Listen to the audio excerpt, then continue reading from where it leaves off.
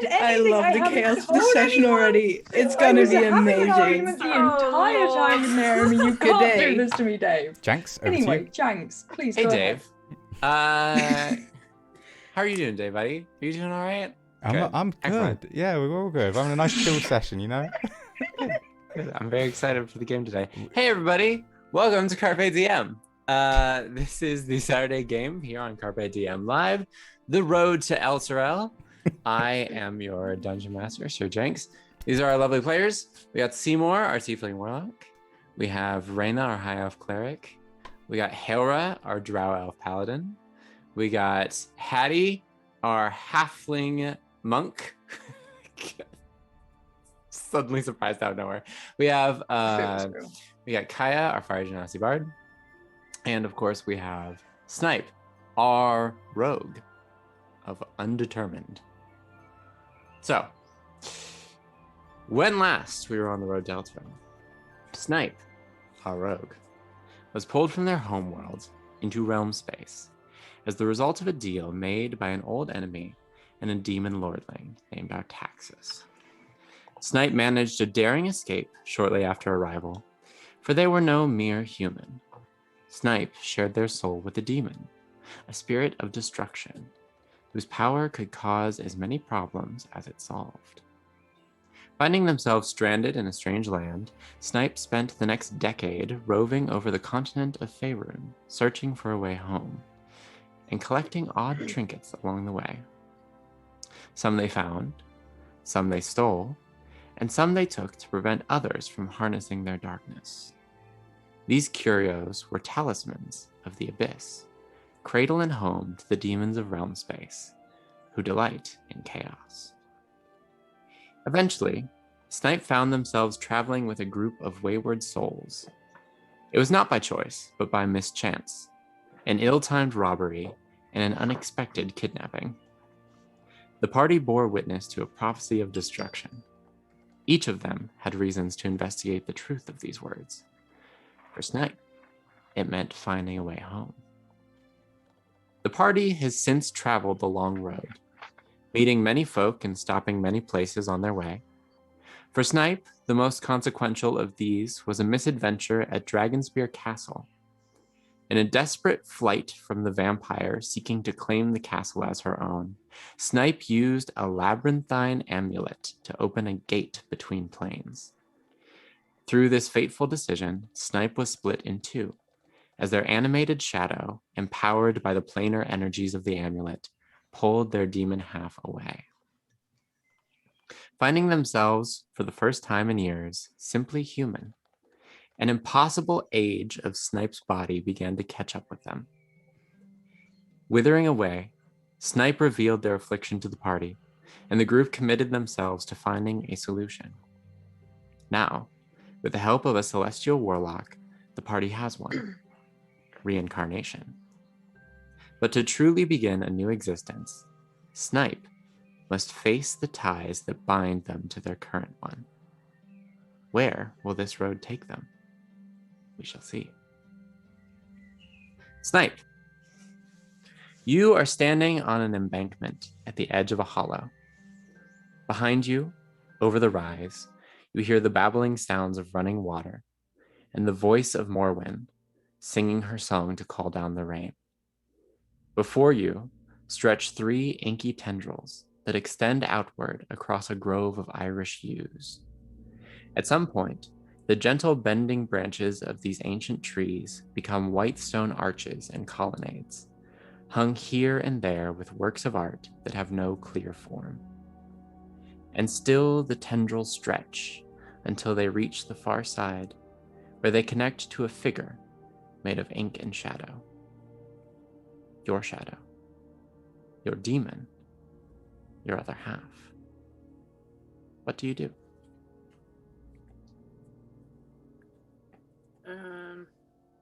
Panic. No. I just walk towards them.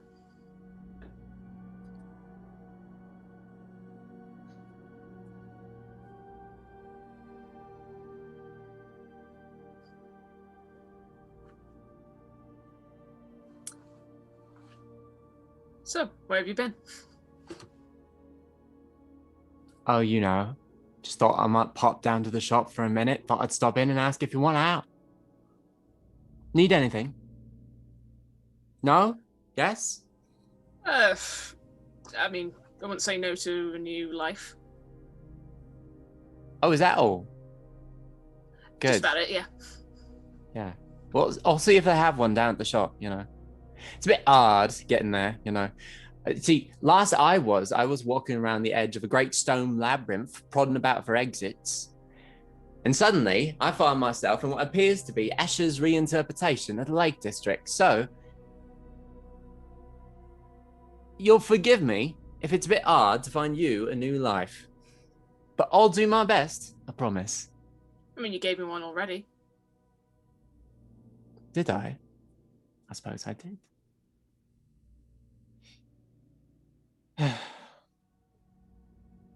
So, what are we doing here, Snipe? Why am I here? I mean, don't get me wrong. Thank you for getting me out of the pit of darkness that I happen to be wandering about in. Though I do posit, gotten out of there eventually on my own. I hoped you would have. Well, I think I would have had you just given me a bit more time and not pulled me away to wherever this is. Well, I thought you'd appreciate the shortcut. I do love a good shortcut. So, a new life, huh? Apparently. By means of...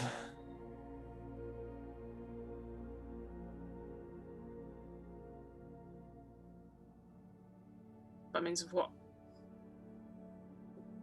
I mean, I can't imagine that you're dead. Pretty sure I wouldn't noticed if you did die.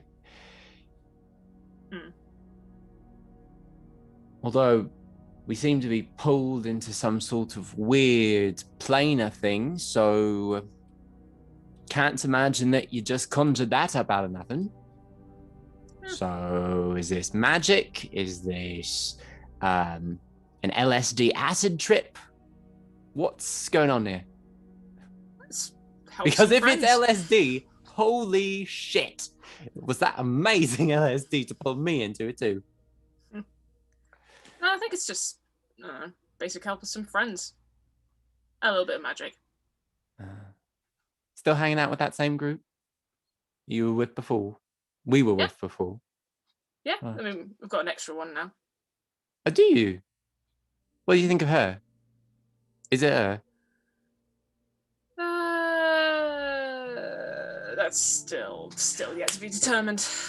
Is the little one still with you? The yeah. one with red hair that tells stories like James Acaster? Yeah. Oh, I love her. Oh, she's a fun one. You should stick around with her as long as you possibly can. See how long she lasts. I'm sure she'll fend for herself. She's a lot stronger than the majority of them. Well, I think it's just blind luck at this point. Mm-hmm. All right. We should definitely get down to whatever the fuck this place is about. Yeah, I mean... Come on.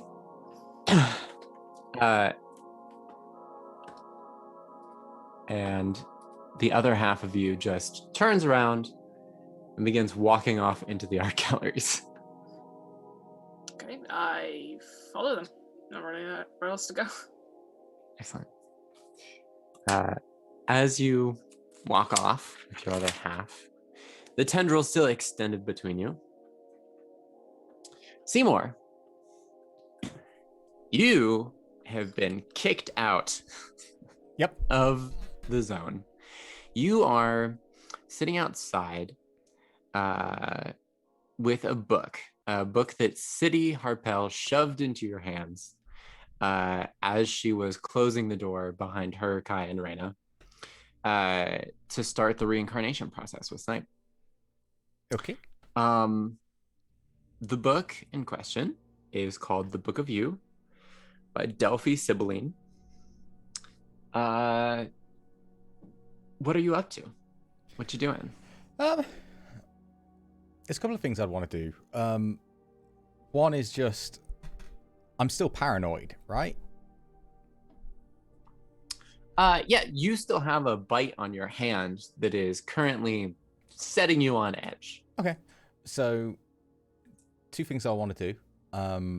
Scout the parameter first to make sure that there's no one tracking us. Because obviously we don't want this ritual, what's going on, to be interrupted. So, Seymour's going to just scout the area to make sure we're safe. When he's had a look around, he's going to just find a place to sit down and read. Okay. Yeah, you do a once around the building. You see that Bill is out trying to give some fresh oats to the horses. Hey there! We'll just give you some oats and we'll give... Not you, I'm not waving at you. I'm saying hello to the horses. Oh, sorry. And he's just going to look back in his book as he walks around. Yep. Yeah, so Seymour, you crack open this book. And on the inside, there's a beautiful title page. It says The Book of You. A guide by Delphi Sibylline. And then on the next page, there is a short paragraph. Along the top of the page, it just says an introduction. And the paragraph reads as follows. Hello, dear reader, and thank you for picking up The Book of You. It's fortuitous that this book was handed to you, because this is the book for you. Using the third-person omniscient narrative stylings pioneered by Sarista Sarnaster, the great seer of Talishar, and my own personal experiences and advisor to the Lady Mayor of Ravensbluff, we will explore yesterday's problems to find solutions for the now. My greatest hope is that this book and the insights within it will help you get that little devil off your shoulder. Seymour like pauses and just looks around and shakes his head. And then continues reading. Mm-hmm. The next page is chapter 1, and it says, A Hazy Beginning.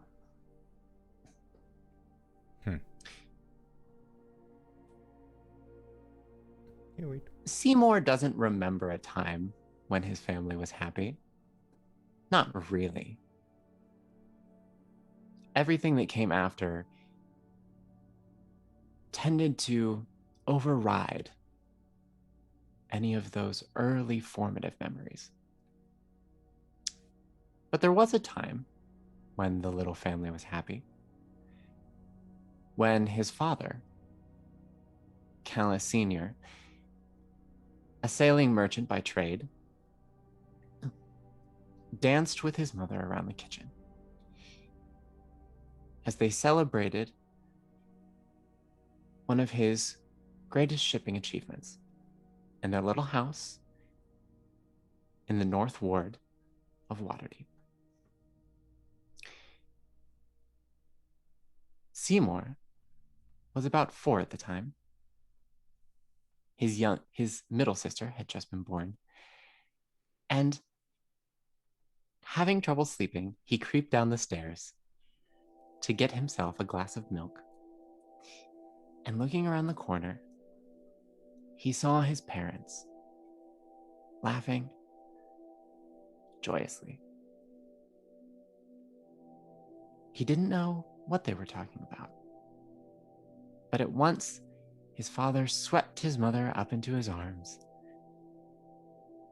reached over, put a needle on a record, and a beautiful music began to play as they danced around the room. And just beneath that paragraph, you see an illustration of a little 4-year-old tiefling peeking around a corner of a door into a kitchen. There's like a hearth that's lit on one side. And you see 2 figures. One of them you recognize as your mother. The other one, you have the vaguest sense in memory that it is your father, Callus Sr. He, in this particular illustration, appears to have... so your mother, if I remember correctly, she has short horns. He has like large curling ram's horns that come back around under his ears, and he has very long hair that just sort of like flows down around his shoulders.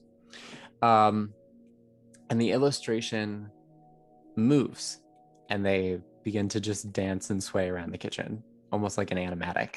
It's just like the ink sort of shifts and creates a new scene as they just sort of spin around the room. Seymour's going to be looking at this. In the back of his head, he's kind of thinking to himself, is Tinnitus trying to fuck with me right now? Because if so, this is cruel. But he's going to be watching it, at least taking it in, trying to take in as much of the detail of his father as he can. Sure.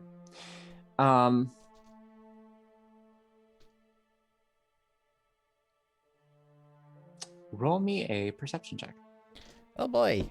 Oh, nat 1. Let's go with me. That's Well, -1. your parents are backlit by the hearth fire, and so really it's silhouettes that you're seeing. That's fine. So it's hard to make out specific features.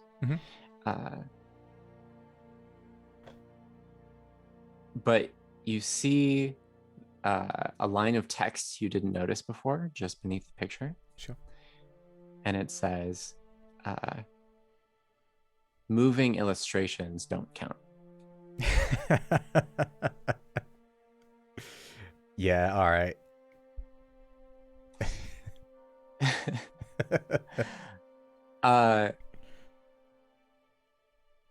He would continue yes. reading.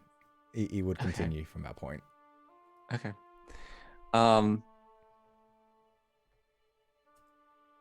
As you go to turn the page, Hattie, what are you doing right now? You're also outside. Hey, Seymour? See, okay, fine. Rude, but okay. Hattie's just gonna kind of scan the, because like she's never been here before. She's just like, where am I? What is going on? My guides have just left me. Sorry. You're clocking Hailrun nearby, chilling out. Seymour's holed up with his book along the side of the building. Roll me a perception check to just sort of do a look around town.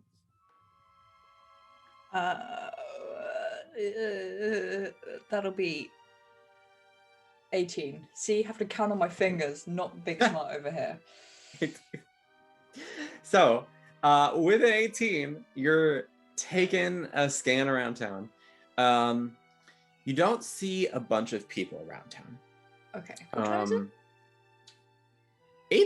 It's like probably 6 o'clock. It's like the sun hasn't set yet, but it's low in the sky. You do see, it looks like there's a stable sort of across the town square from you and like down the road a bit. Okay. It does look like there's some people like moving horses about in the fields around the stables. And then there's a blacksmith shop right next to it that appears to have like a fire glowing inside of it. Okay.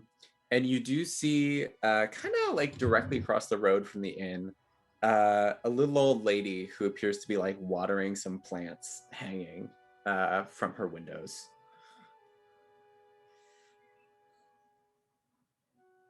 Hattie's gonna take the egg out of her pocket. Okay.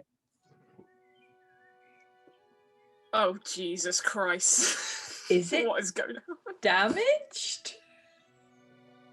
No. Okay.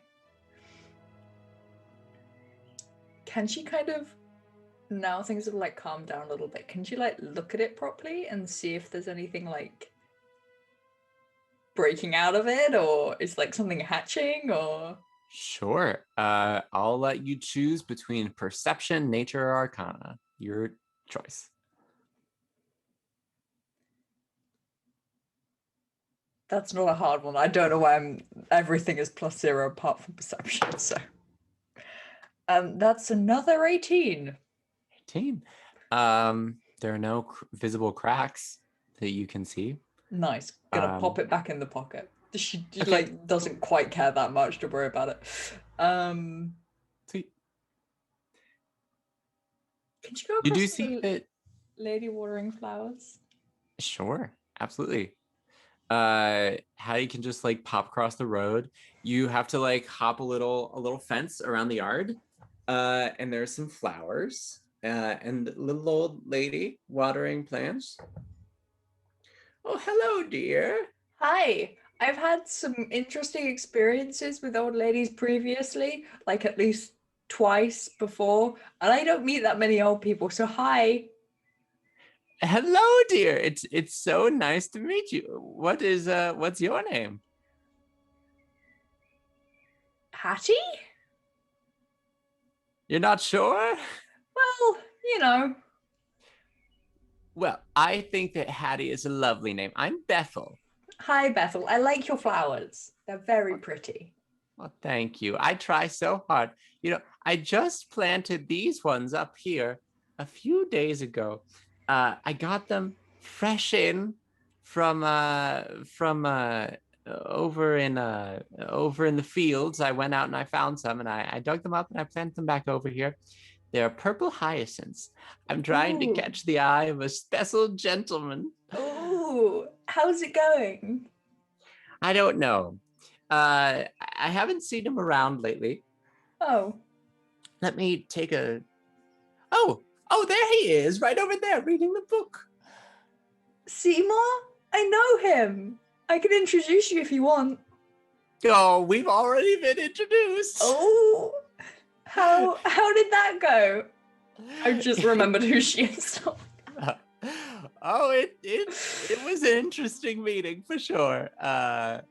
Such a strapping young gentleman. He's all right, you know. I mean, he's a bit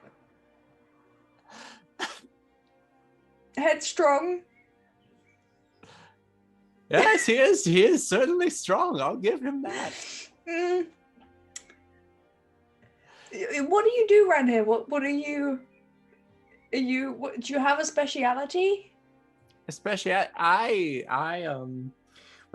grow things, I suppose. That's one speciality. I tend to whenever a city needs a particular herb grown that's a bit tricky, she usually asks me to grow it for her. I tend to be pretty good at these things. Oh, how much do you know about eggs? Oh, well, I do have a few chickens. Well, I more like this egg, and she gets the egg out of her pocket. Oh, my stars! I've never seen an egg so fancy as that. What is Thank that, you. porcelain? Sure. Why anyone would want to make a porcelain egg is so beyond me. I can't imagine. You see, the last old lady that I met had a chicken, and the chicken was sitting on it, and I got given the egg and told to look after it, and I don't know what's happening. Oh, well, that sounds like some sort of bad deal. Do you want the egg? I do not want that egg. You just told me that you got it from an old lady with a chicken who was sitting on it. That sounds like a bad fairy deal or something. I'm not interested. Do you know anyone who would be interested in my egg? You could always talk with City about it. She loves that sort of magic mumbo jumbo. Okay. I like your hyacinths. I'm sure Seymour will be totally enamored by them.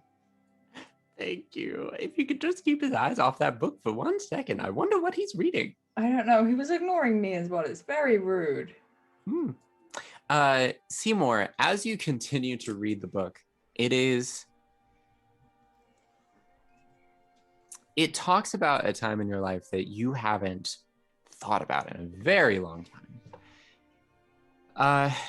And in fact, you kind of forgot was a time because, when your dad originally left and didn't return, you were 5, 6, very young. And you remember almost immediately having to downsize into a completely different house that was more affordable. And so you, prior to seeing these illustrations and seeing these stories of like the time when you actually were just sort of like a happy family living a pretty good life in Waterdeep, you kind of forgot that this house existed. Mm.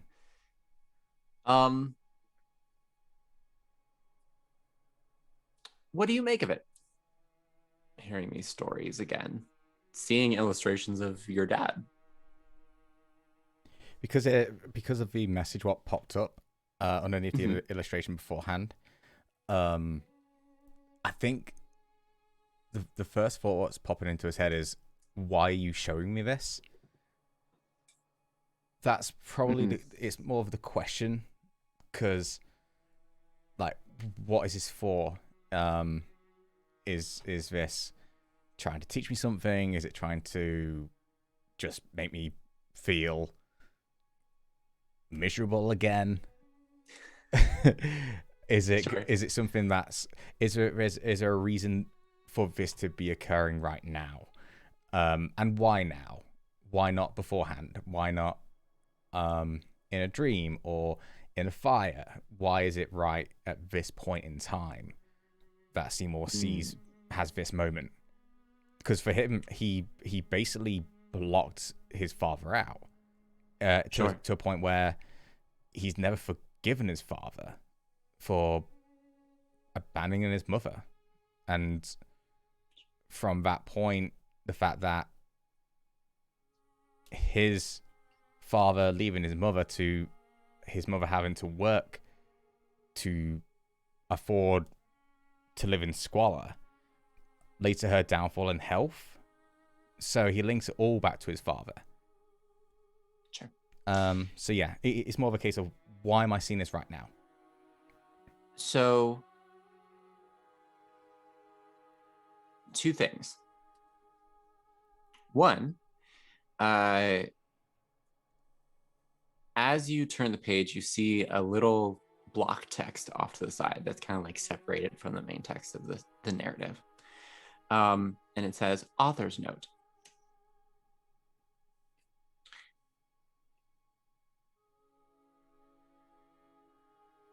The works in this book are visible and pertain to the reader.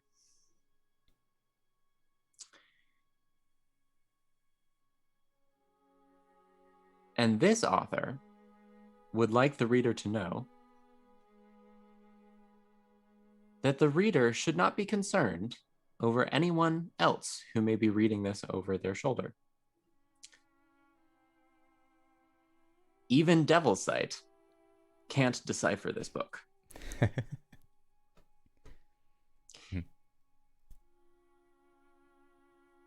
And then the story on the next page is the story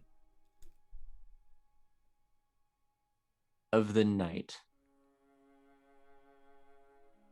that your father left.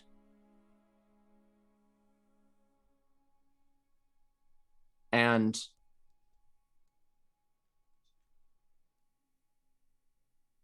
it,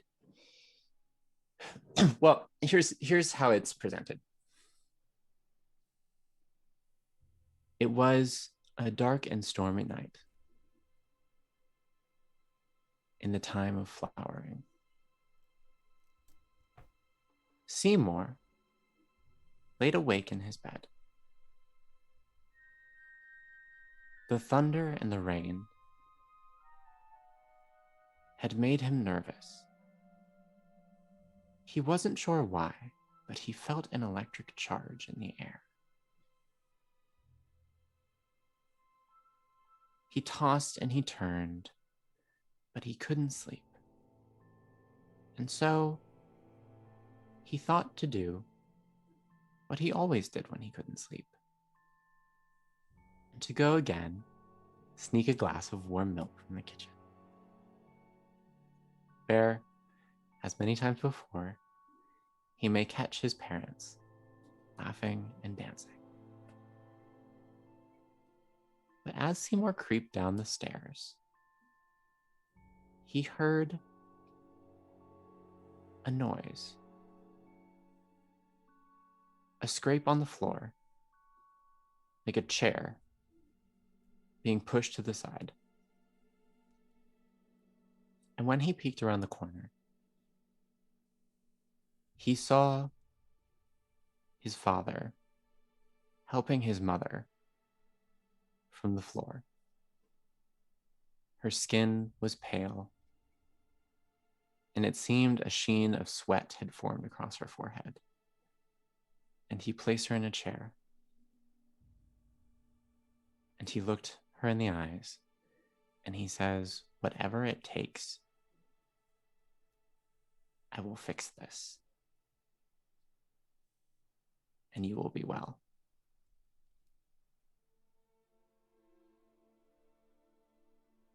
And then he turned, and he sees Seymour in the doorway. And he says, "Hello there, little first mate. I'm sorry I didn't see you there. Do you need a glass of milk? Let's get you some." And he carries Seymour back up to bed. And he tells Seymour of a ship on the sea, lost in a storm.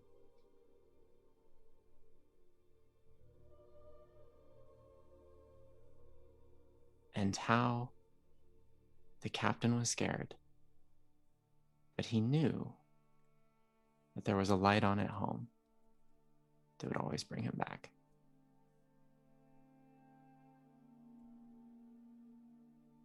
And that is the end of the chapter. Thanks, Jax. Welcome. Seymour's going to still look over his shoulder because Hattie is nearby, to make sure, even though he's been told that it cannot be deciphered, he still knows Hattie's nosy, so he's going to look over. Am I wrong? Let's be real. So yeah, he's going to look around, close the chapter,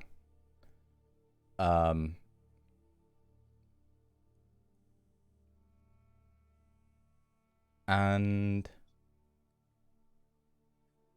he's going to go to the outside of where the ritual's taking place. And he's just going to lean up against the wall where the door is. So he's like here. And he's just going to fold his arms and look down. Just think about the text and, yeah, just in his own world for a bit. Yeah. Snipe. Hello. In the in-between, you and your other half have wandered through these white stone arches and halls and colonnades. You have never lost sight of the hollow and the yews and the forest. And the ridge is always just through that arch off to your side. But the scenery has not gone unchanged. In front of you, there is an immense vault-like door. It is made of the same swirling white stone as the gallery around you, with a large gear-like wheel in the center.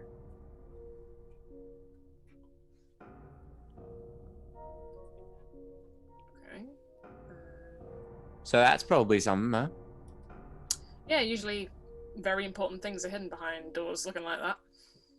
Sure, no shit, Sherlock. All right, cool. Do you have anything helpful, or are you just going to sit there and spouse out, "Oh, yeah, maybe the giant door has something behind it"? Oh no, I thought maybe you had something.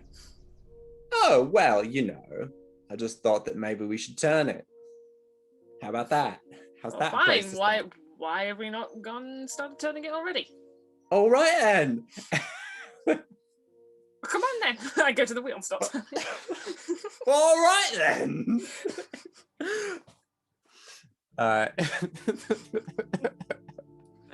And your other half helps you turn the wheel. And when the central mechanism finally shifts, the door opens like a shutter, and it simply turns out of existence along with its wheel. Through the opening, you see an opulent music room of glass and marble. Crimson curtains flow like waterfalls, pooling on the tiled floor, and on the walls around them, stoic faces etched in granite pass judgment from above. In the center of the room, reclining sofas and deco furnishings have been pushed aside, and an arcane circle covers the floor. Hollowed rinds of stonework people surround the circle in a tableau of exaltation, and a shadowed figure, draped in decadence and night, presides over the revelry. What do you do?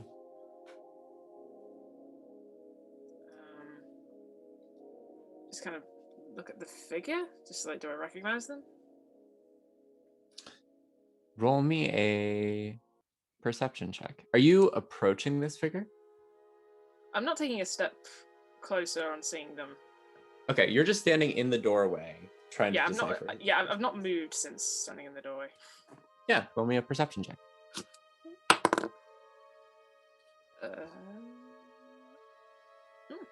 Too bad. 22. 22. You can't really make out their features because they're wearing like a deep hood. They are tall. They do seem to be on a raised platform above the others. They seem to be the person in charge. But as far as their face goes, you can't see it from where you stand in the doorway.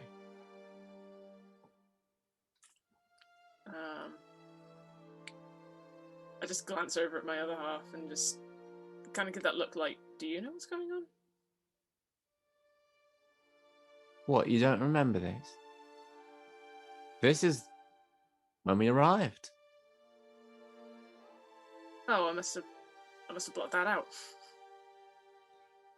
Yeah, you weren't really the one in control at the time. I may have taken over for a minute. I should have known. Well, we got shunted through a portal to another world. What was I going to do? Leave you in charge? What if you got ripped apart in the in-between? Who knows what could have happened? Then we wound up on this side. There's a whole bunch of these, whatever they are. So yes, I took over for a minute. I wasn't feeling the greatest at the time, but I still managed to take care of all these people, except for that one. He points at the shadowed figure. So, you're welcome for getting us out of it. Fucking hell, what have we done this time? I then walk into the room and go towards the figure. Well, to be fair, I think it's better to look at it as what was done to us. I mean, we didn't ask to be pulled through to wherever the hell. No, we didn't. But I guess shit happens, eh? I suppose shit does, doesn't it? And now we're up shit creek without a paddle. Well, so what are we meant to do here? We just stand around? oh, well, the scenery is nice. I like the curtains. Oh my fucking god, are we really just gonna be standing around here? I don't know what we're meant to be doing here, Snipe. Believe it or not, I haven't learned everything there is to learn about this place in the 5 seconds we've been here. Standing still is not going to help. Well, I imagine that one of the things that we could do is we could stand in that ominous arcane circle, or we could look for another door, or we could just touch everything until something starts glowing. I found that that seems to work. Certainly All what very you viable tried options. to do. Stupid. All right. Well, Let's start searching then. Just look around before we do anything stupid again. roll me an investigation check, Snipe.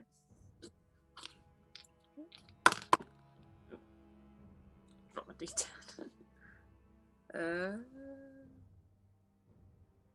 It's regular 16. Regular 16. Are you looking for something in particular? Let me ask that first.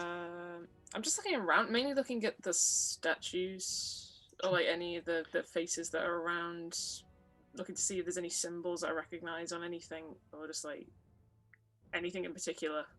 Sure. The symbols on the floor. You recognize some of them As being similar to the symbols that you once saw in the basement of Dragonspear Castle. Those same sigils that were on the gate that led to the abyss that you opened. The people themselves, it's difficult to identify the ones that are standing around the circle because they are like half of their faces are missing. Like when I say that these are hollow rinds of statues, I what I mean is like, imagine taking a potato peeler to the outside of a statue and just cutting a ribbon all the way down and around the statue. Like they are like a ribbon of stone that has the impression of features at certain points. And your mind just has to sort of fill in the negative space. However, the one wearing the hood, as you approach it, you see that underneath the hood, the face appears totally solid. And as you approach it, you see that it is an elven face, very stoic, and one that you recognize. The face of Artaxis, carved in stone. And then it looks up at you. And I want you to roll me initiative. Let's go, Excuse Snipe. me? Initiative? Yeah. Damn. Initiative. Okay. Oh heck. Oh heckity heck. Oh, that's a heckity heck, heck, Did you heck. guys the really highest think there I've wasn't got. going to be a fight here? Just You honestly touch think the I stuff, was my just dude. going to walk through this? No. When I does wasn't something I was expecting a glows? fight, but not with 20 a statue that looks like our taxes. Yeah. 22. 22. Excellent. That's pretty good. Let's Yeah, it's kind of a see. curveball. It Yeah, is. Phoebus. That's you. This is your other half. Question is it some kind of voodoo of it being, just people or is our taxes actually an interdimensional being? I have to find I out. like the second option.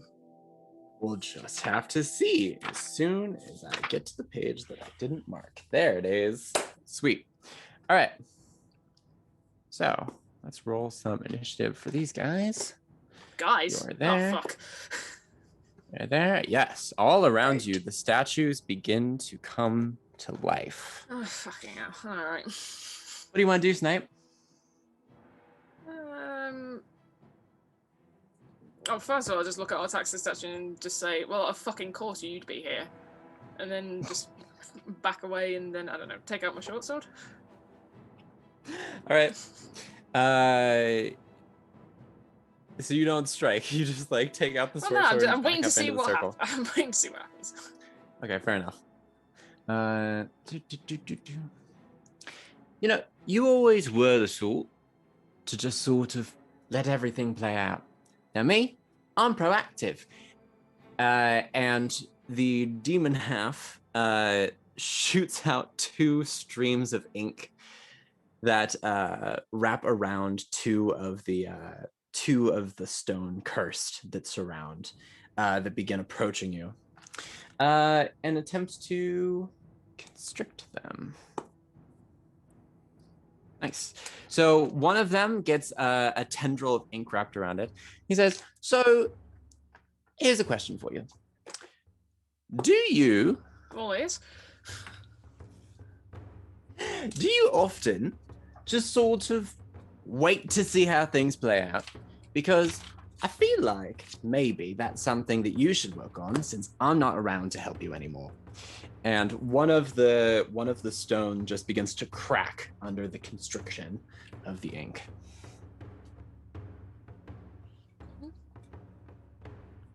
So just answers, well, I mean, it's best to see how things are going, you know, once the first strike's been made. Okay, well, first strike has been made, so that's something. And then immediately your other half is hit in the chest with a blast of energy from the statue of Artaxis. And yeah, it hits. And the other half of you is blasted back out of the circle and slammed against the wall. Like, all right, good second strike. That was a good one. And then the rest of the stone curse are going to converge on you, Snipe. So, Oh, fucking hell. All right. I'm actually just going to turn off the echo entirely for this, because it'll be easier than me trying to turn it on and off. So let's see. That will be a 17 to hit you, Yeah, that hits me. a natural 1, and a natural 3. So only one of these will hit you. Let's see. I need you to roll me a Constitution saving throw.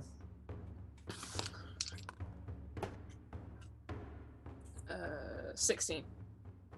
16, that passes. So you only take 9 points of slashing damage as one of these stone hands reshapes and rebends itself from ribbon into a knife that just slices across you. Am I... Is it too late to ask for a reaction? Oh, I guess it is. You can take a reaction whenever you want to take a reaction. I may as well go try uncanny dodge it. Absolutely, you can try to uncanny dodge this. Go ahead and uncanny dodge. Okay, I think it just happens. Yep, it just happens. Yeah. So that halves the damage. You only take 4 points of damage instead of 9. And yeah, you just sort of manage to dodge off to the side real quick, and it just catches by your arm. And it's your move again. Okay. I take a swing at the statue that's either attacks me or the one that's closest to me. Just in that short sword.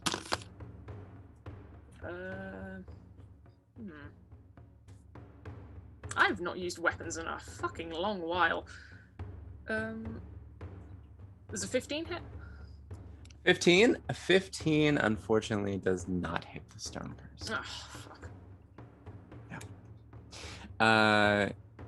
So that's your turn. Is there anything else you want to try? I don't think I can do anything else. You do have bonus actions. I do, yeah. Most of it is just a dash or disengage. Yeah. Okay, I'll try dashing towards where the other half of me is. On the Sure. wall. Sure. You can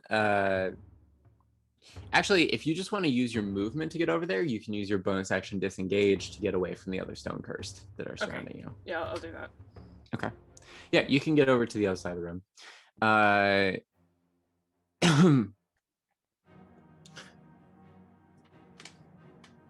Good hit.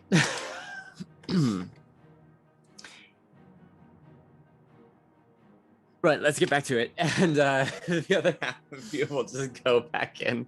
And this time we'll reform the ink into some more constricting ropes. Actually, no. He's going to try something else now. They are going to try to shatter these stone cursed.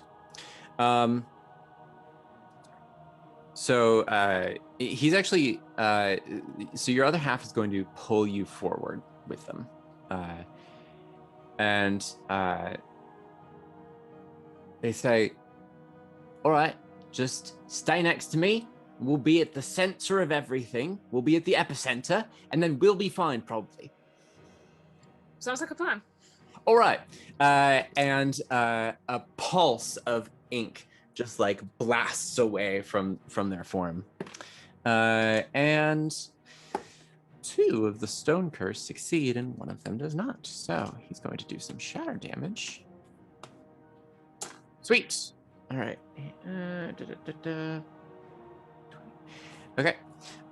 So 1 of the stone curse is shattered entirely. 2 of them are still up. And the one that is Artaxis was too far away. It doesn't get hit at all by the shatter. And the others take a little bit. They take half damage. So it looks like it rocks them a little, but it doesn't actually like. It only destroys 1. Okay. So now it's their turn. The Artaxis statue goes first. So what it's going to do. It's going to lower its hood, and it's going to raise a hand, and one of the stoic stone faces on the wall is going to float off of the wall and drop to the floor, and then spiral and uncoil like a spring into a new stone cursed. That's going to be all he can do with his actions. So it's going to be the stone cursed. They're going to go for your other half because your other half is what's causing the trouble. That's a hit. That's a miss. That's also a hit. Okay. So your other half is going to take. Oh, oh, wow. Okay. Yeah. So 2 of them come up, and just uncoil, and then recoil like boa constrictors around your other half, and just pull, and your other half, as you know, luckily a little formless, otherwise this move would like break bones in anyone else, but your other half is like oozed through the stone as it constricts around them, like they are like splattered out and then just like start to repool themselves off of the floor. It's not great. It hurt a lot. Kaya and Reyna. This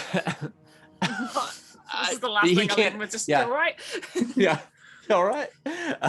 They have no mouth right now, so they can't answer you. Kaya and Reyna. Mm-hmm. You are in City Shop with City. Snipe is laid out on a table. There's the copper tub that City has been tending with the oil in it. She's kind of been adding some herbs to it.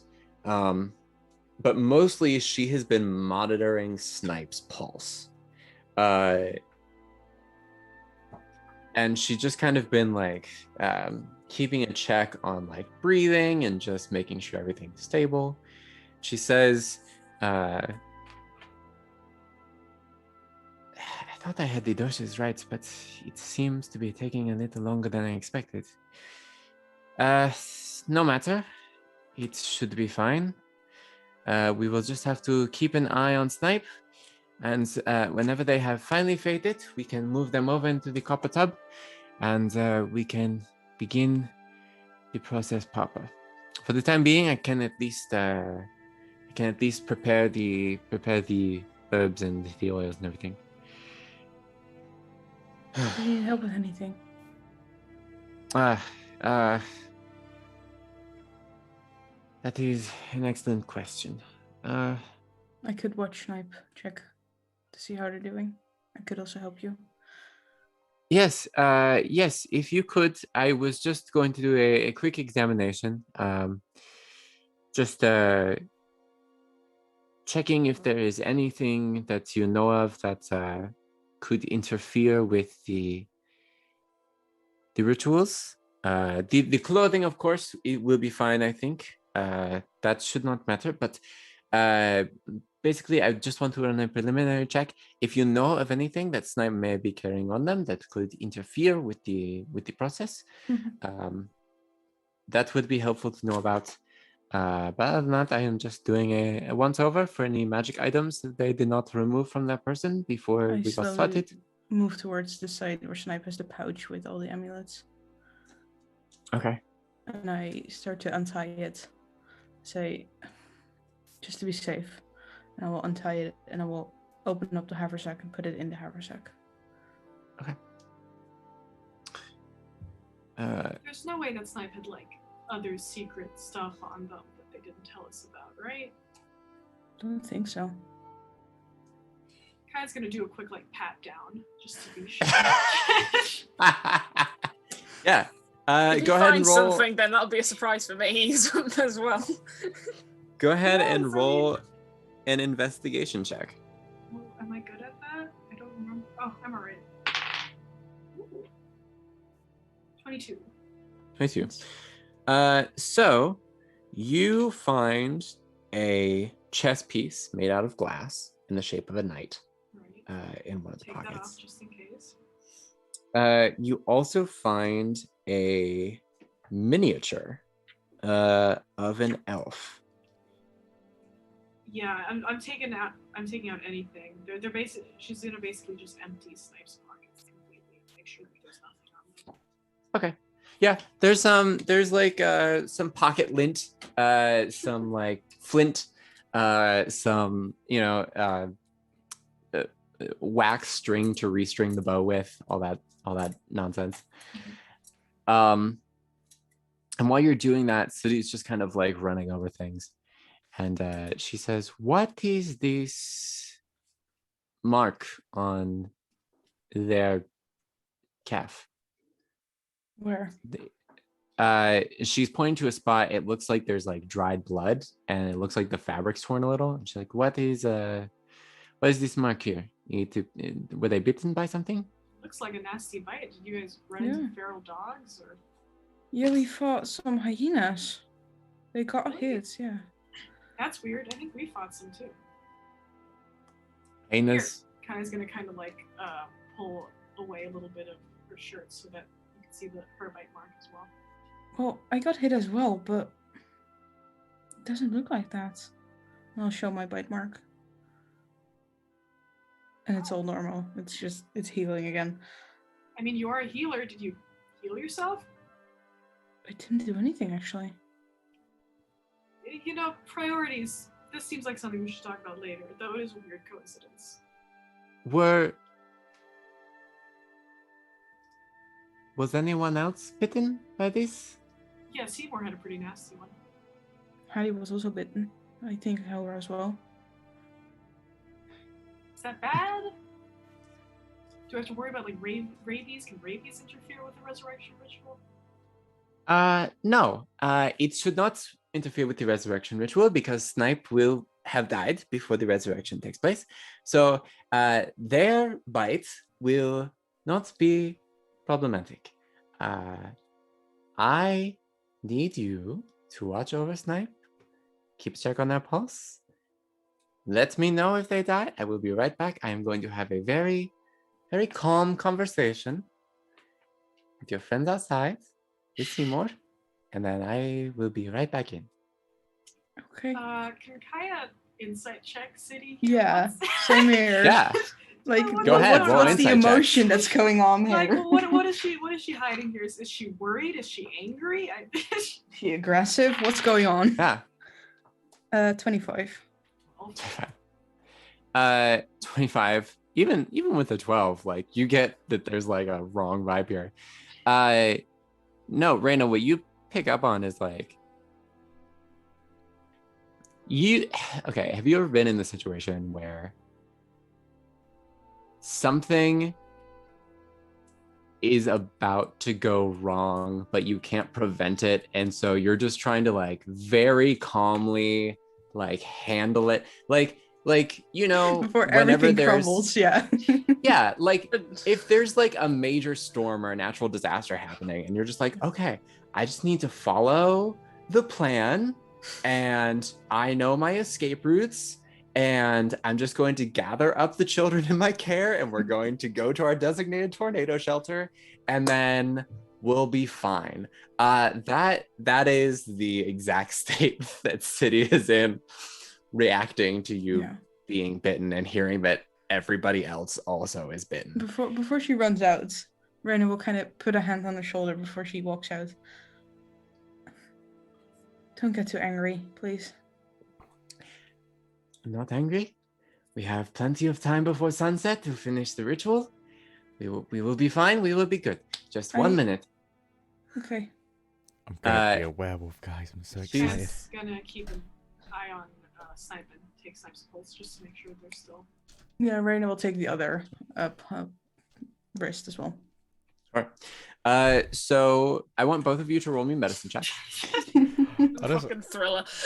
I like this idea that you guys are like holding on to make sure they're dying.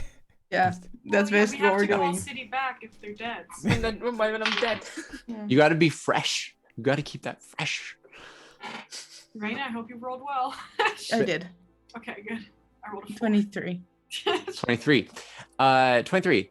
So, with the 23, they have a very like weak heartbeat, but it's going very fast. Almost like they're running, but it's like really, really faded. Mm-hmm. At the same time, you feel a little tug on the front of your jacket, Raina. And when you look down, you see a cloak pin has risen up on little metal legs. And there's sort of a like a cloud of dark energy around it. And the sword pin part of it has sort of raised up like a little scorpion's tail. Raina And it is backing up for scuttling. Snipe. It is scuttling down your arm toward where you're holding on to Snipe's Raina wrist. is like... Kill it, kill it, kill it. I need you. Away. Yeah, you yank your arm away. This thing goes flying and immediately like scuttles up and starts like scuttling across the floor of the shop. I need you both to roll me initiative as well. Oh my Fucking hell. god, I fucking knew it. I knew it was a good way to see it. You guys want to have a look at my egg? The fucking sound of the ambulance in the background. This is when Kaya burns down the whole house because there's this. I will say, everyone, Yeah. right? It was necromancy. It's fine. It's fine. Oh well. It's not, it's yeah, fuck. right. You don't expect necromancy to come alive, as No. How you guys doing? 15. Legs 15. doing great. Thank you for asking, Janks. Yeah, You of course. Kaya as well, 15? Calm down. 17. 17. 17. Okay. He's got eggs to deal with. All right, cool. Let me roll for the scorpion pendant. All right. We have a spider and a scorpion pendant now. Okay, You gotta great. fucking kill it, I swear to God. Great. All right. So, Snipe, let's get back to you in the in-between. Jesus Christ. You're fighting a bunch of stone curse. So let's reestablish what's been going on. You have been in the middle of this sigil in this like eyes wide shut room. And your other half destroyed one of these stone rind statues. And it was immediately replaced by the stone curse of Artaxis with a new mask that he just like summoned off the wall and created a new stone curse. These walls are filled with tens of hundreds of masks. I think What do you want to do? I think I figured out what the issue is. Snape's gonna take out a dagger and throw it at the Stone Artaxis's head. And just to fucking go for it. Excellent. Yeah, go ahead and roll to attack. Almost. It's a 19. 19? Which, plus 7. I don't know if that makes any difference. Does it hit? That will hit. Roll some damage. Ooh,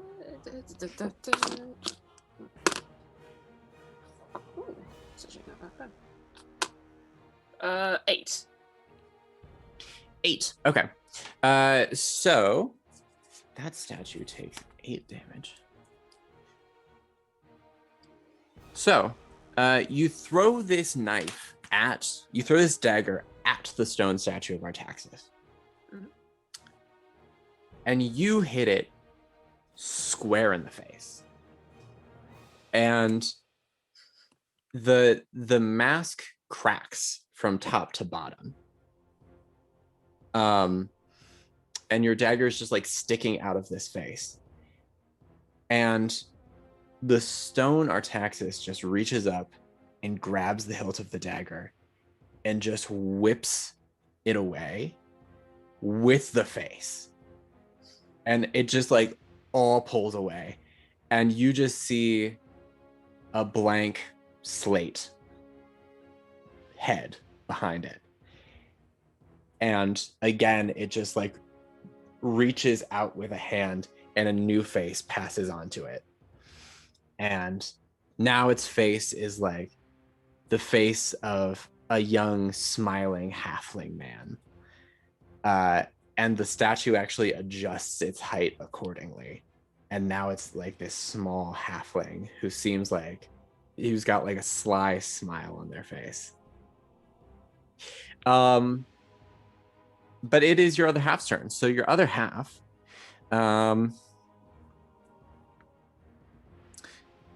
is going to do crowd management and going to try to cast Shatter again. All right, that seems like a good enough plan. You keep hitting them, and I'll keep hitting them. I think Okay. that's fair. And he is going to shatter 2 more of the statues. What do they call this? Isn't it? I'll kite them, and then you handle the boss. I'll be the tank doing all this, and you be DPS. Okay, fine. All right. And 2 more statues shatter. Kaya, out in the real world, Reyna's arm just like flew away from Snipe, and now there's like a thing scuttling across the floor. What the fuck? What the fuck? She's just going to Scorching Ray 3 times towards whatever it is. All right, roll to hit. All right, first attack. Probably won't hit. It's a 12. A 12. A 12 does not hit this. No. Okay, second attack. Better. 23. A 23 will hit. I need you on this one. Roll me a D. I want to say it's a D8. Let me double check though. I'm so scared for the pair of you. I'm so scared for everyone. Seamus is hanging outside. Yeah. I know, We're but just hearing all this rustling going City out. just incoming with bad news incoming. Yeah, and then I think looking it's through, my peering guy through the faster. door, and just seeing us scattering like the entire workshop, just going. Benny up Hill the theme table. tune going on inside. Just... Yeah. There's one way to get back to die faster. Yeah. All right, hold on. Let me get to. Here we are. Okay. Oh, there it is. So. Let's see. Coming to Oh, take roll a Come City. D6. D6. I'm Yep. scared. 4. 4. Okay. The magic is deflected in a random direction and not back at you. So a scorching ray just. Yes. Oh no. What the fuck? It's a So stair. Scorching Ray just like hits a random shelf in the shop and just like no. dissipates. Oh no. Can Kaya choose not to fire her last Scorching Ray, or should Sure. Sure, Yeah. all right. She won't do that then. And then she'll look at Raina and say, what the fuck was that? And you know what? You handle this. I don't know what's going on. And she's going to give Raina some bardic inspiration. Thank you. That's lovely All right. inspiration. Just you deal with it. Good luck. I don't know what the fuck. I like All it. right, Raina. It is now your turn to do whatever the fuck with it. Oh God. shit. Oh God. As Oh Kaya God. said. Can I see it? Do I still see it? Let us Yeah, see the no, heel it of my is boot. scuttling around the floor. Like it's clearly gonna dart for Snipe Yeah. as soon I as it am like dodges out of the way of all this nonsense. gonna give this a try, and I'm gonna just look at very confused and look at Snipe and look at Kai and just be like, okay, fuck. And I'm gonna yell stop at the thing. I'm gonna Ooh. cast command. Okay. Can Mm. it understand the language? Can it understand your language? I don't know. Terrifying. Great question. Just want to let you know, Seymour's turning a page outside. You know where he goes at? And then Just imagine like the birds flying in the background, just Oh, like a it's nice, lovely evening breeze. waving to Granny. Patty's So- watching Winking. the bees on the flowers. Here's the question, right? Here's the question. Mhm. For command, does it have to speak your same language? Has to be able to understand the language that is being spoken. If it doesn't understand your language, or if the command is directly harmful to it, yeah, has no effect. It doesn't understand common. Oh. Does it? Oh, damn. Too No, I late. don't think... It's all good. It's done. Yeah. It's fine. No. Just Like, cast another Alright. spell. Yeah. Just try it again before you Just kill keep Snipe. going. You know? Just keep it going. Okay. So What I gonna do with my movement? I'm gonna run toward. Is it still on the floor? yeah, it's still on the floor. I'm gonna run towards it and I'm gonna try to step on it. Okay. That's not movement, Make- that's an attack, right? That's an attack. Well, yeah. it's just like Show walking it- towards show you, it like the heel of my stand. Here's what I will allow you to do. You can hinder its movement. You can create difficult terrain for it so it can't get to Snipe on its turn. I love that. Thank you. All right. Let's do Put that. your arm on Let's it. Just do what you dance do with around those above spiders. it. If you want to attack it with your heel next time, I'm Yeah. down for it. But What are for you now, gonna you're do, just, bitch? yeah. You're I'll get you interfering. Not fucking touching you, not touching you, not touching you, not Tap dance touching around you. Yeah. Come You're on. Come at me, bro. you're blocking it. All right. Okay. So Okay, creative. that brings us to Artaxis, who's now a little halfling rogue. So he's going to draw a knife from inside of his cloak. Oh, fucking. And he's going to launch himself at your ankles. So let's see. A 10 does not hit you, though, I don't think. No, it doesn't. It does not. So, It just goes for my ankles. yeah, he's like down on the floor. Everything is like resized down to the small thing, and he just like pulls out this like knife as big as he is with the wavy pattern on it, and he just like comes in at you and just whiffs, just like hits right off the flagstones. That's him. The scorpion isn't going to be able to get to Snipe. So that brings us to the stone cursed, who are going to attack the dude who's attacking their boss. So that's going to be a 21 to hit you, Oh, yeah, that hits me. and a that one's actually going to hit your other half. So I'm gonna need you to roll a Constitution saving throw.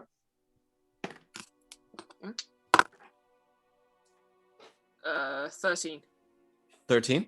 Take 5 slashing damage.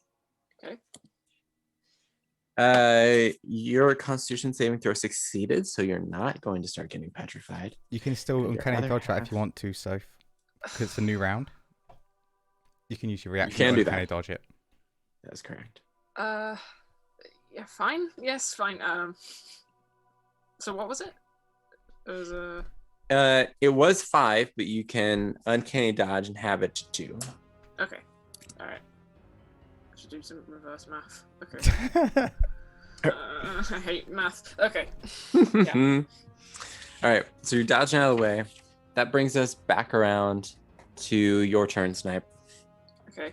So is the halfling dude on me? What the fuck? Kai, are you okay? What happened? Scorching rays reflected back at me. No. Scooting by my face. So is the post Artaxis statue on me technically? Yeah, it's right up next to you. It's 5 feet away. You can kick it if you want.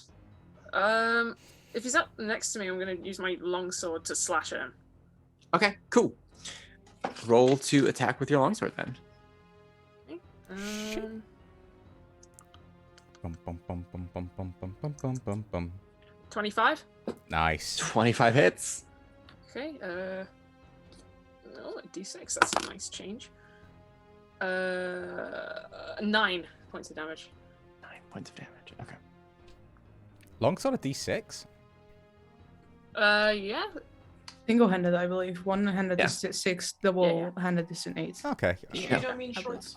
Yeah, I was thinking it's a longsword D8 and D10 I don't think two-handed. rogues are proficient in longswords either. No. Short sword. Okay, cool. Okay. Well, you hit him with the short sword, and you crack his face again as you drag the sword across. This time, as you drag the sword across, it catches on the edge of the halfling face, and you just rip it away. And then, again, a new face comes to take its place. This one on the sides has the curling horns. No, it's so cool. And he becomes a tiefling now and rises up to meet you at eye level with I a see what's going on here. fanged grin on his face. So that's your turn. That brings us to your other half's turn. It's going to keep running interference with some attack rolls. Miss. Okay. So Oh fuck. That was a good song, Janks. thank you. Yeah. So your other half tries to use the constricting ink tendrils again, but unfortunately misses both of the attacks, shooting through the statues rather than actually constricting around them. Which brings us to Kaya. Reyna's running interference on this little scorpion monster. Oh, fuck. Kaya's just gonna take out her rapier, completely pristine and clean because she never uses it, and is just gonna try to shish kebab it. Just stab it. All right. Yeah. Roll to attack. I'm That's gonna her make a plan meal. right now. I'm gonna roast you. Spit roaster. I mean, Kaya's the one who can That's, produce flame 21. and cook it. 21. 21 is what you need to hit it. So go ahead. Yo. What the fuck? Well, it's small and Can fast. I- Small Yeah. and I fast. Makes impale sense. it with Yeah, Like a you speed can. demon. Yeah. Great. I will impale it.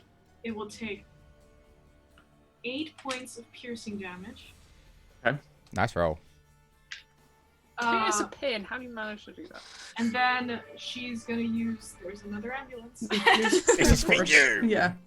She used her bonus. Is that how that works? Bonus action to do a second attack with her dagger, right? Yes. Yeah, two-handed I don't fighting. Add my Two-handed fighting. proficiency modifier. Have you pulled out your dagger?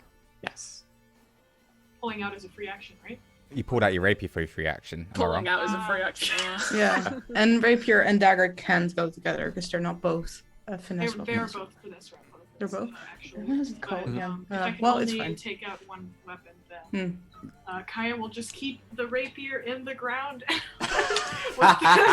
Raina will say, "Get it up! Okay. Get it up!" Okay. Yeah. She's So it's not like moving that rapier squirming for now. on the ground Okay. underneath the rapier. Yeah. Me and Carmen had to talk about that with dual wielding and feats and Yeah. stuff, didn't we? Yeah. All right. Okay, so Reyna, what do you want to do? This thing is squirming under Kaya's rapier. Kaya impaled it on the ground, and Reyna's gonna kneel down and put the hands around it and kind of cast Dispel Magic, 3rd level. Ooh. Okay. Ooh. Ooh. I'm back, bitches. Ah. Go ahead and roll for me. Can I use the Bardic Inspiration? Yeah. I don't know if it's an ability check. Is it Does it work I for think it's rolling a for check. attack? It is a check. Yeah, it's a check. Yeah. It's a Wisdom check. Yeah. Interesting. And what's your Bardic Inspiration? D8 or D10? D8. D8. Okay. If only it was- Attack, saving throws, and checks, I believe, is It's Bardic magic, Inspiration, right? but is that not specific to one I don't know, sort of because I think bard? Dispel Magic, you don't add anything to it. I don't know. I actually Ability don't know. check, attack roll, or saving throw. Yep. The Yeah, question and, is if it's an ability check. And the spell magic is a Wisdom check.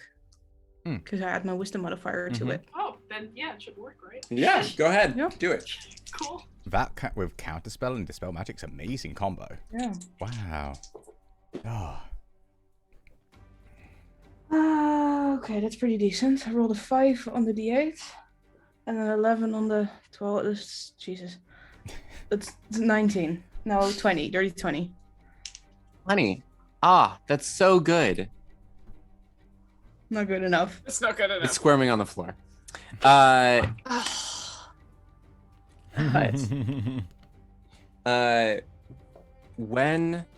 When you do That's this, awesome. you hear a quick voice whisper to you, Reyna, and it says, "Let the spider eat the amulet. I will take care of this for you." Oh no.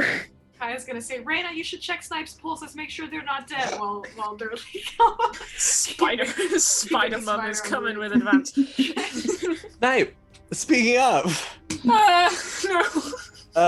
You let's dead go yet? ahead and roll an attack roll with the wavy dagger. That's going to be a 16. That is my AC. So it does Excellent. Yes. Yes. That's going to do 6 points of slashing damage to you. That's not a new round, is it? I think when it charges on your turn, doesn't it? So I think you got it Yeah. back. Yeah, you have uncanny dodge that you can use. Let's go. So I can. Every time you have your own turn, you okay. get a reaction back. Let's go, Okay, Snipe. I try uncanny dodge. Yeah. Okay, sure. Try yeah. dodge. So you managed to dodge out of the way the brunt of it. You still take 3 points of damage, Uh-huh. and I still need you to make a Constitution saving throw. Oh my fucking Yeah, god! you got Guys, this. it's not looking good. Let's go, Rogue. I can't do anything about this, can I? That With the is a ring. You don't know anything that's going on. Nope. 16. 16? That's good enough. So that is your turn. The scorpion can't do anything because it's pinned to the floor, so it flails uselessly and tries vainly to stab at Reyna's hand, actually. Yeah, makes sense. But that's gonna miss. It's not good enough. So it's just going to like shoot the pin down into the floor around your fingers, like a dangerous bar game. And that brings us to the stone cursed, who are going to attack the other half and miss all the way around. Cool. So your other half is managing the stone curse on the far side of the circle while you have a climactic confrontation with the statue of Artaxis. Just get him. How many times do I have to get him? Like, is this really worth it? I don't know. I'm Just running low. stab I'm him very in the low. face and keep stabbing until eventually he stops putting on new faces. Snipe, it's your turn. Fucking hell. Okay. Is he still up close? He's still up close. Still within 5 feet. Okay, another short sword at this Sure. bitch. Sure. Nat 20. Ha! That'd be 27 total. Does that hit? Hell yeah. Roll double damage. So how would I do this? Should it be my first roll double it, or the first roll the dice? So roll 2d6s instead of 1d6. Oh, right, okay.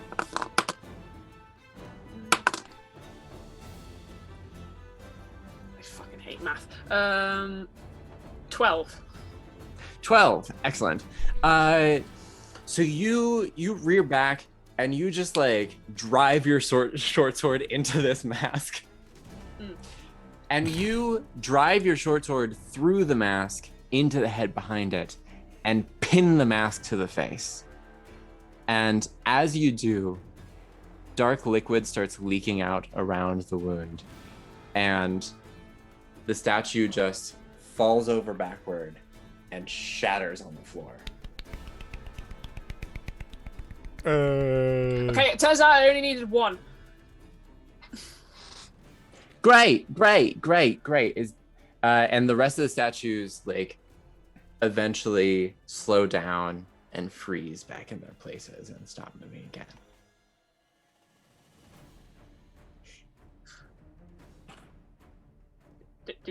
Did we win? What a great question. Your other half is going to reach down and going to pick up one of the mask shards from off the floor from the shattered remains of Artaxis. And they grab onto one of the tendrils that are linked between you and just slice through it with the shard of mask. And the ink just like retracts into their hand and they throw it back down. They say, right, one down, 2 more to go. Oh, fuck. Kaya and Reyna. Kaya first. All right. Kaya's gonna look at Rainer and say, "Go check Snipe's pulse," and then they're going to, one hand still on the rapier that is keeping the spider in place, is gonna pull out a sliver of glass and is gonna shatter it against the rapier, turning it into this like almost glass dust as they cast Cloud of Daggers on where the spider is, and it won't take any damage immediately, but around the area where the rapier is currently keeping it impaled. A mini cloud of daggers is adorable. God, that just was like a tiny gun just aimed in at it, just like, I'm gonna fucking get you this next time. Don't fucking Amazing. move. It's still 5 foot squared, so yeah, Kaya will put it within the 5 feet, with most of it between the spider and Snipe too. Okay. All right, sure. I love it. We'll roll with it. And it should take damage on its turn when it goes. Okay. All right. In that case, Reyna, you are between the scorpion and a world of hurt. So what do you want to do? Reyna is gonna, as soon as Kaya casts Cloud of Dagger, is gonna veer back like, oh, what the fuck? And he's going to hesitantly look at Snipe and at the scorpion, and is just gonna dart towards Snipe's wrist and check if Snipe's dead or alive or how they're doing. Sure. Either way, either answer is a good sign. How Snipe's doing?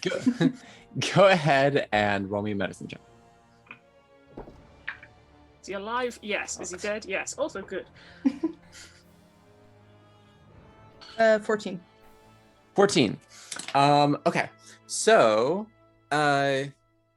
their pulse has slowed down again. It's still as weak as it was before, but is also significantly slowed down. It is no longer racing like it was. So ultimately, good sign, you think? Anything else you want to do on your turn? No. In that case, the scorpion is going to take some cloud daggers damage. All right. So cast it at, what level did I cast at? 3rd level. So 64, 2, 3.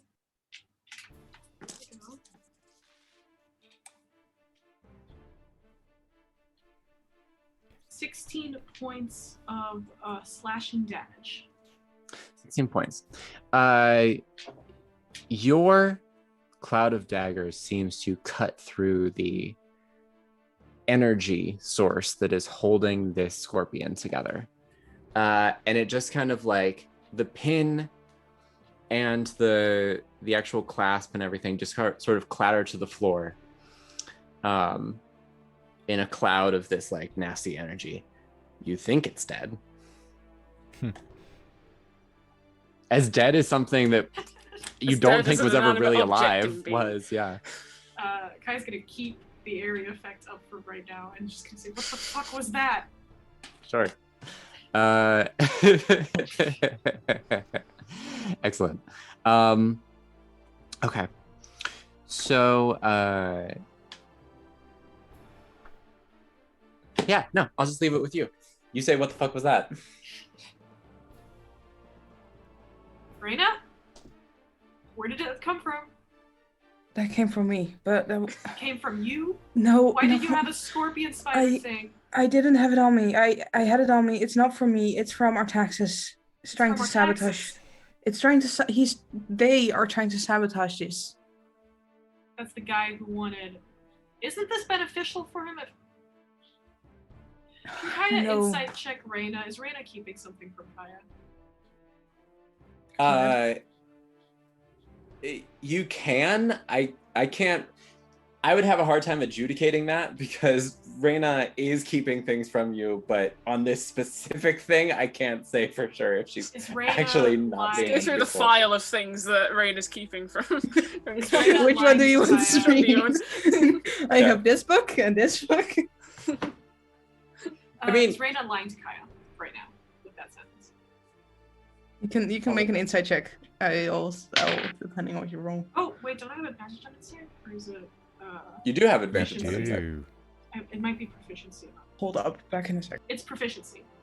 Oh, So with proficiency, proficiency, not that great. A 15. 15. I just ran away. Raina's Reyna gone. darted out of the room. Not gonna incite me. Sorry, my Kaya cat was rolled a screaming. 15. 15. She isn't holding anything back from this. Well, she wants to communicate more, but she's not willingly holding anything back from you. All right, is it dead? I don't know. It comes down begins to take it To away. pick it up. I don't know. Reyna is gonna walk towards the thing that's lying on the ground and try Kaya cast will the spell magic dissipate, again. Cloud of daggers. Oh yeah. I'm walking through glass shards. After the cloud of daggers dissipates, Reyna, you feel another feeling of something moving. You fucking suck. And the spider jumps out onto what's left of the scorpion and just begins tearing into it. I'm gonna try to drive it away. I'm going to pick Can I it try to up. Stab the No. spider. No. Wait, wait. As soon as it jumps out and it starts eating at the scorpion, like a I'm going to dog try to towards a pick it squirrel. up and say like, no. Sure. All right, I have Roll a higher me- initiative, so I feel like I should be able to stab it first. Hold on. Gotta reel it in for a minute. I'm going to let Reyna, as a reaction, try to stop the spider. So, Reyna, I want you to roll me a strength athletics check because Yeah. you're functionally grappling it. Yeah, And it's going to try to not be grappled by you. that's cocked. Oh, that's pretty okay. That's 17. 17. So it rolled a 3. So You grab it, and as you pull it away, you see that some of the energy that held the scorpion together is drawn away with it, and it looks like it's slurping it like a spaghetti noodle Awesome. as you pull it away. What the fuck? Is that yours? Mamma mia. That's mine. This is mine. Okay, that's yours. All right. That are they isn't mine. friends? Are they the And same thing? I'm very confused. They're not the same thing. Did you check Snipe's pulse? Is Snipe still alive? Snipe's still alive. Snipe's still there. Like all of this is occurring while fucking Snipe is just planking. Like Yeah. Yeah, I'm gonna let you guys figure that out. In the meantime, here's what else is going on. Seymour, He's City has exited the building. yeah. And she walks over to you. You're reading a book. Oh, actually, you're not reading a book right now. You're just leaning up against the wall thinking. Yeah. And she says, Seymour, hello. Hi. Hi. Everything is going fine inside.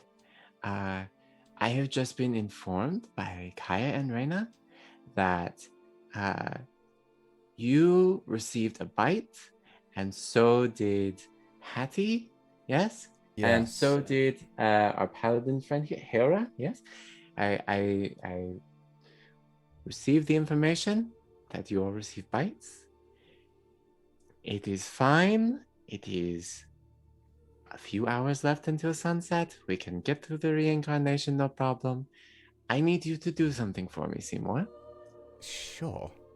I need you to go and inform my wife, Sybil, that you all have been bitten by things from the forest.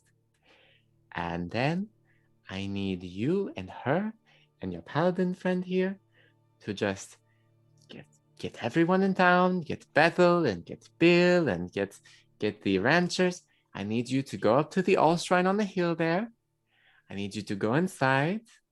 There's a fire brazier just inside the door. There's a key underneath of it. I need you to get that key. And once everyone's inside, I need you to lock that door behind you. And then as soon as we are done with the reincarnation, we will meet you up at the All Shrine, yes? You sound That sounds like fun. Hattie, hello. Where did you come Hi. from? Randomly Hello, interrupting Hattie. my conversation. I am glad that you think so. All right. Cool. Janks. Uh, Oh, sorry. yeah. The city is talking to Seymour. That's what I'm thinking. What's up? No, no, no, But what's this up, is Hera? Because you're there Question too. for you as a DM. Okay, yeah, sure. So from what I know, Helra was bitten on the leg, but which leg was she bitten on? I actually have it written down where all of you all were bitten. Hand for Seymour, if I remember rightly. I think I know what you're Yes. going to do here, being AJ. dragged away, I think as she was bitten. So, Hera, your infected bite is actually on your neck. Seymour's is on his sword hand, okay. Kai's on her shoulder, Finnibris has one on the back of his neck, Reyna has one on her forearm, Snipe has one on their leg, Hilra has one on the neck, and Hattie has one on the upper arm. That's where all of her Okay, bites are. that's fine. The only reason I was asking is because of something, but it's fine. Yeah, Seymour's just going to look at Hattie for interrupting and then just go and find City. Seymour, are you... Okay. He's running to City as well because he can sense the urgency. Okay, yeah. So rude nowadays, isn't he? He's been ignoring me. Hattie follows. And yeah, where would City be right now? Sybil is in her bar. Sybil. Sure. So she's right next door in the wagon wheel. Cool. With Bill. Oh god. Yeah, Seymour's going to quickly run in and just repeat what's said about the bite, shows that off, and then mentions, that we're supposed to get people together and basically repeat exactly what City said. Okay. All right. That It seems urgent, so is urgent.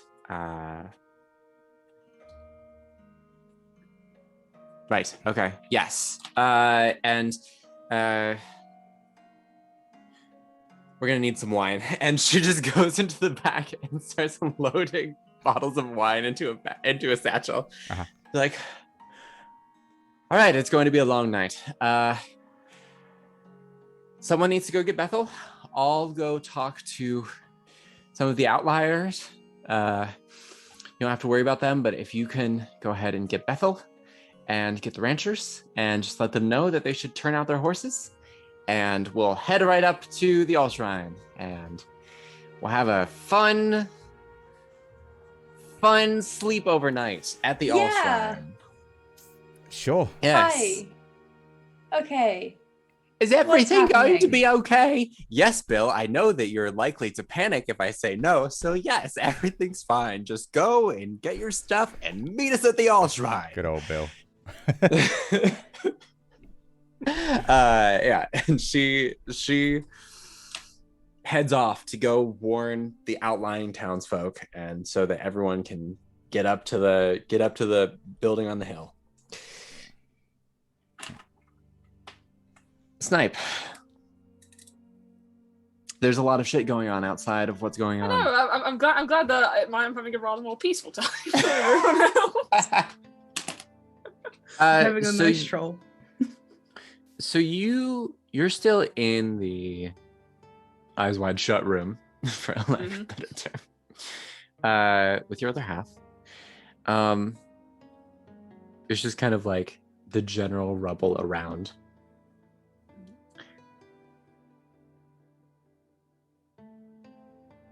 Can I just ask a damn question? When the demon half like sliced through the tendril, did Snipe feel anything, or was it literally just like it happened?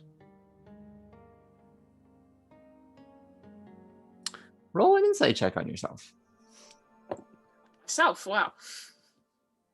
How am I Yeah, doing, we're in a me? weird space. We're in a weird space right now. How am I doing, me? Check in with yourself.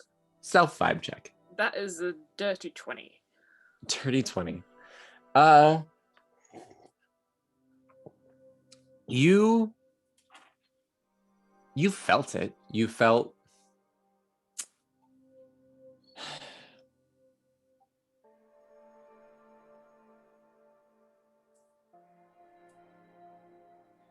ever since Dragon Spear Castle, you have felt that you are in between something.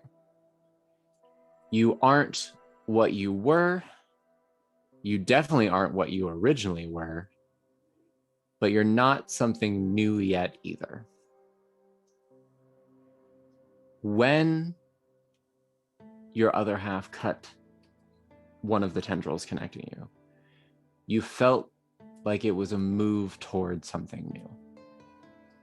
But you had to let go of something old to get there. Nice. So that's the game then, is it? I guess so. Where do we go to now? I think we need to go that way. And they point to an arch that didn't exist before in the wall behind where the Artaxis statue is standing. Oh, how convenient. Yeah. Now you get a feel for it after a while. Well, you do. You spent 10 years looking for a way home, didn't you? I spent 10 years listening, learning. I have no trouble telling you, Snipe, that I rather like it here. What, in this hell space? No, not in this house space. Thought not. But I do like this world that we found ourselves in. I like that there's something in this place that lets me be more me. I don't know. What, a weapon? You enjoy being used by some idiot who thinks that he's some kind of king of a world that isn't his? No, I don't. Good. Which is why I like it here. Because we don't have to be used like a weapon here. What the fuck do you think Artaxis... Why do you think he's been attacking me, like, pinning onto me? Why do you think he is involved me in anything to do with you? Because he wants you. The reason you're here right now is because he wants you. Yeah, I get that. And frankly, I would have warned you in the forest, had I a mind to, or the ability to. But whenever we're one person, it's kind of hard for one half of your brain to tell the other half, hey, watch out for that asshole. He's the one who dragged us here. I wonder whose fault it is that you're the one who doesn't tell me what the fuck's going on. Look. When we were a person, two of us together, There were times when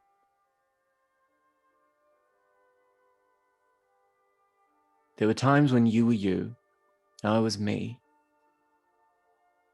But 90% of the time or more, we were us. Yeah. So, even if I wanted to tell you things, I didn't have my own mind, did I? I was swirling in someone else's head, and you were swirling in mine. It's hard to think clearly when you're full of other people's thoughts. Surprised we made it as far as we did. Look, Snipe, I don't know what you've been going through with the elf asshole back there, but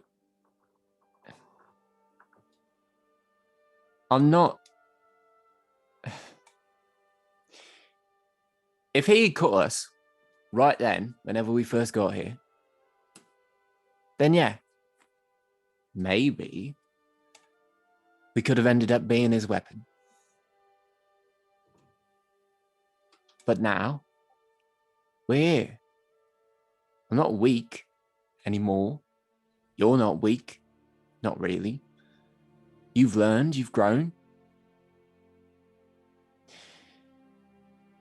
Whatever he thinks he can get away with, he can't. He's not going to control me. So, at the end of this, when we part ways, don't worry.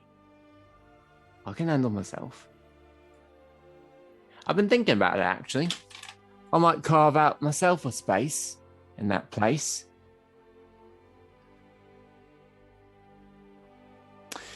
What do they call it?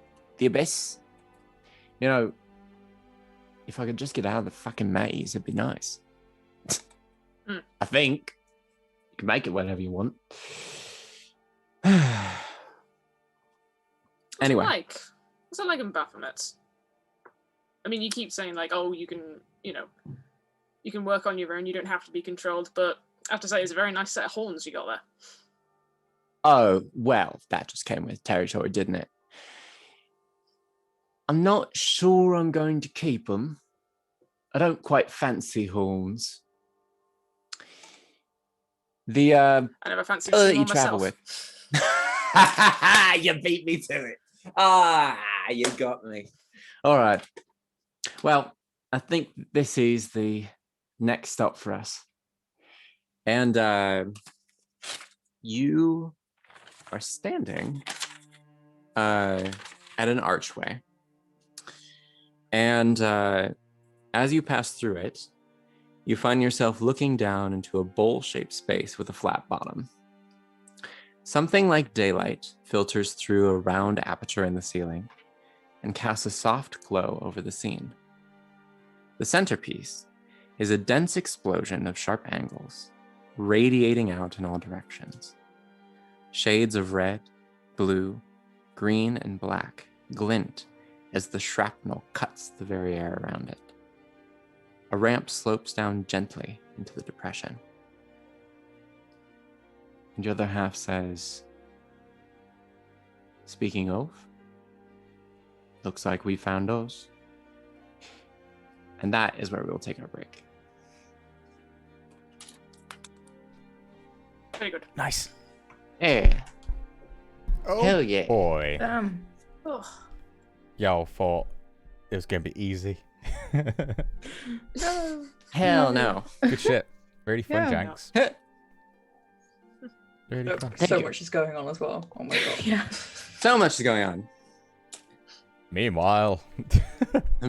Meanwhile, You guys Oh, are so, well, running. go do an evacuation plan first, please. It's like, on it. you do an evacuation plan. You deal with the demon scorpion. You deal with this. Yeah, it's Actually, great. you do with the egg. Dave, are we on break now or are we still live? Oh, we're still alive.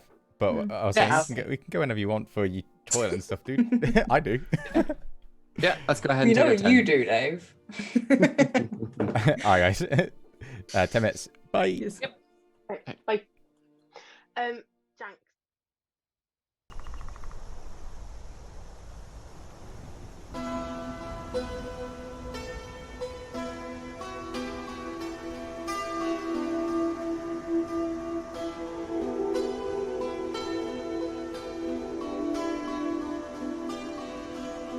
And we are back, and you guys can all say hello. Hello. Hello, everyone. Welcome back. Just before the break, We left off with Snipe and their other half. they're currently touring through an MC Escher reinterpretation of an art gallery slash forest slash history of Snipe and their demon, which has led us to a circular room that appears to be filled in the bottom of it and out across the walls with an explosion of glass shrapnel, multicolored, shining in light coming down through a skylight in the ceiling, with a sloping ramp that just sort of curves gently around the outside of the room and leads down into this central zone. And Snipe and their demons stand at the top of it. So, shall we? Yeah, I've got nothing else planned. Oh, good. Well, I was really afraid that you might have something else going on and that I was interrupting your day. But if I'm not interrupting your day, I would love to walk down this ramp with you. Okay. So that we can figure out what the fuck to do here. Okay, Move fine. on. All right. I apologize. No, that's not true. I don't. I know you don't.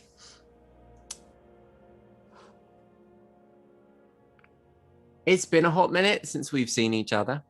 Last time we saw each other, we were the same person. So it's difficult for me to figure out how we're supposed to interact now. Well, I don't know either.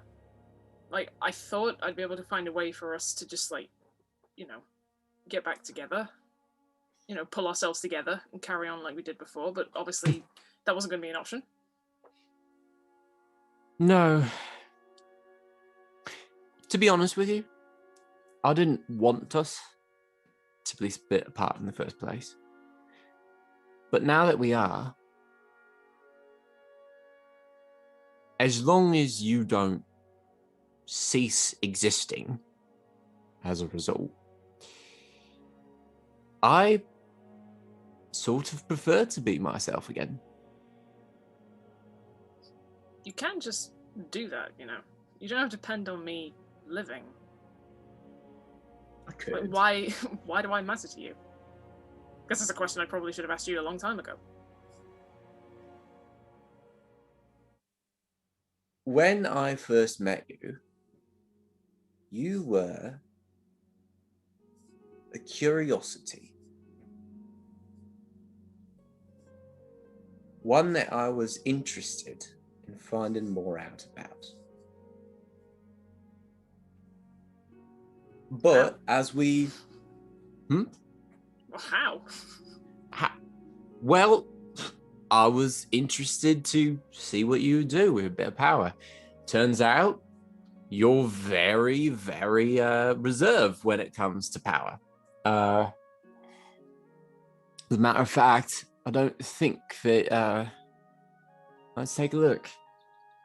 And they sort of look around the pieces of glass. They're like... Oh. That one. Right over there. Toward the center of that whole mess. roll me a perception check, Snape.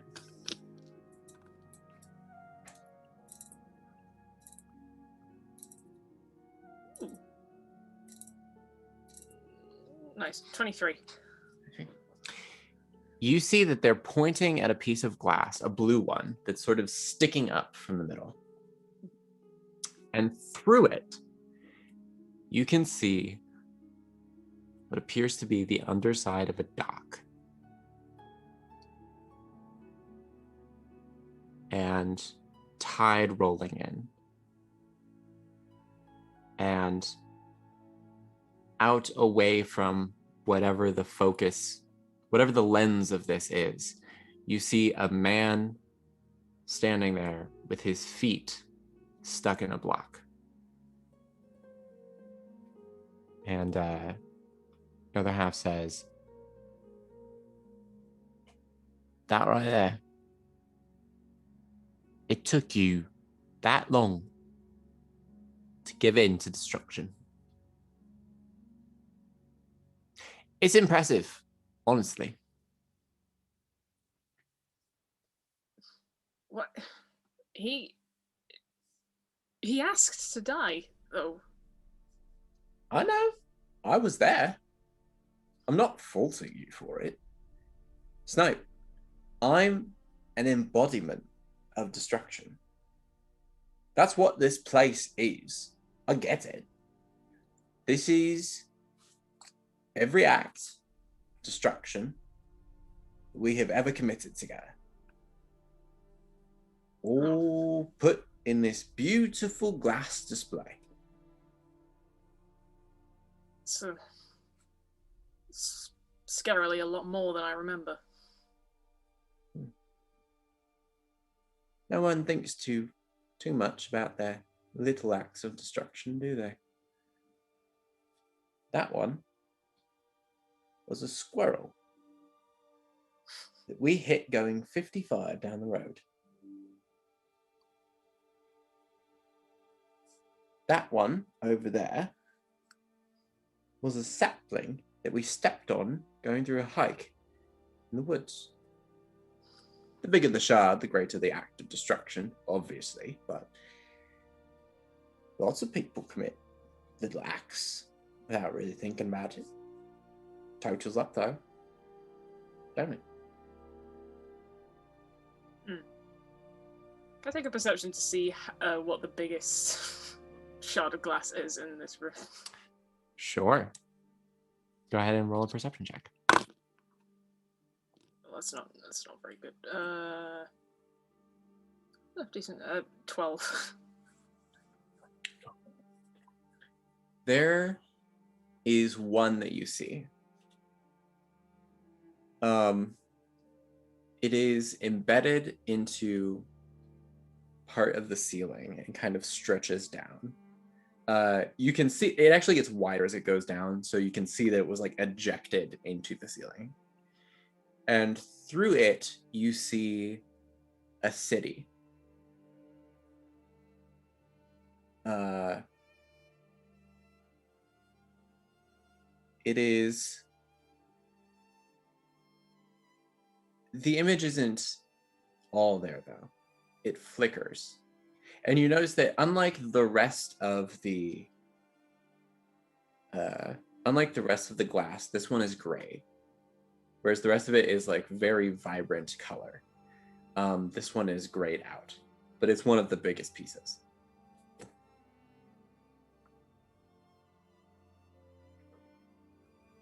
Snap just kind of, like, if the other half of them continues talking, they just kind of stare at that piece for a while. And tries to remember if they... Because they don't remember the destruction they caused of that city, and they're trying to remember if they ever set foot in that city. Oi. I am trying to have a conversation with you here. But I apologize if I'm mithering you. I can always just stop talking if you'd prefer. No, that's fine. Continue, honestly. What's got your attention? Oh. Yeah, that one. That's the reason I prefer to stay here, Snipe. Things like that. I like choosing the destruction I cause. I don't like being told to do it.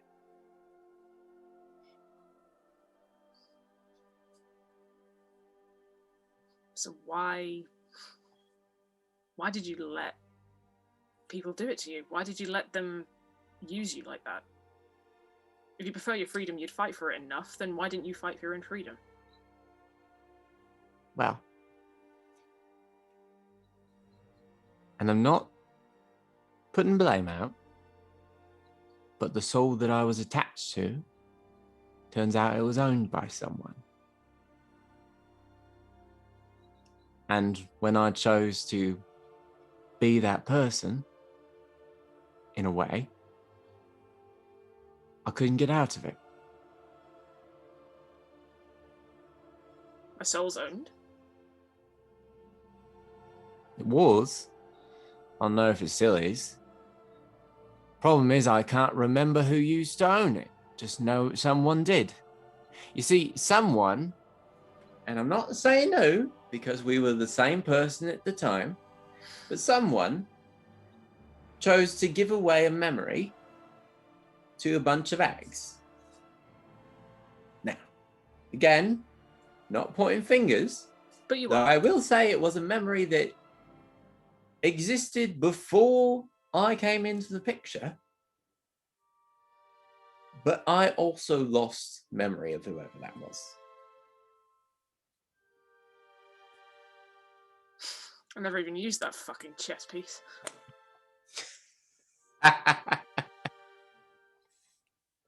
Well, you did the once. One of the last things we did. But more to the point, this is the first.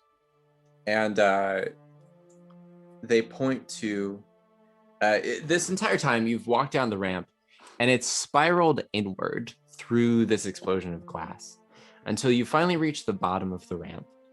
And where the ramp ends, in the epicenter of this explosion, there is a sheet of clear glass, not colored like the rest. But through it, you see a hospital. And you see benches and chairs scattered. You see vending machines tilted and broken on the sides. You see holes through walls. Just sort of a path of destruction that appears to lead out somehow through these halls.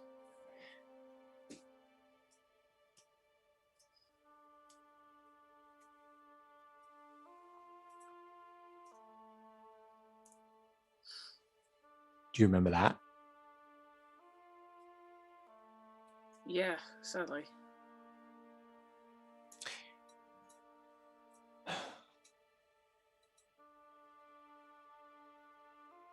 That was the first act of destruction that we committed together.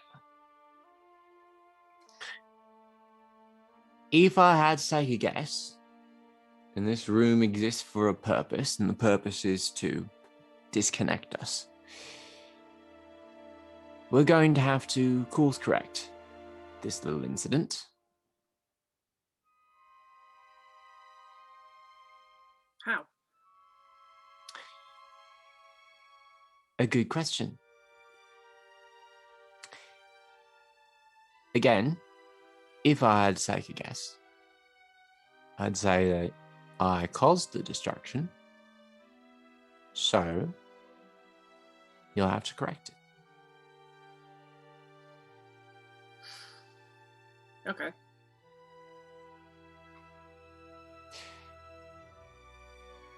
Touch the glass, Knight. Penny. I do. And as you touch it, your other half touches it as well. And you are both pulled through the glass into the hospital. And you see a change come over your other half. The horns disintegrate out. The bandages sort of pull in and become slightly less like inky. The feet revert back to humanoid feet. And your other half says,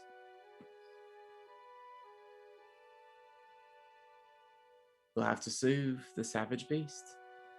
And just like pulls away and just get almost like a marionette puppet, just like begins to turn and begins to reenact the moment of first destruction that you had.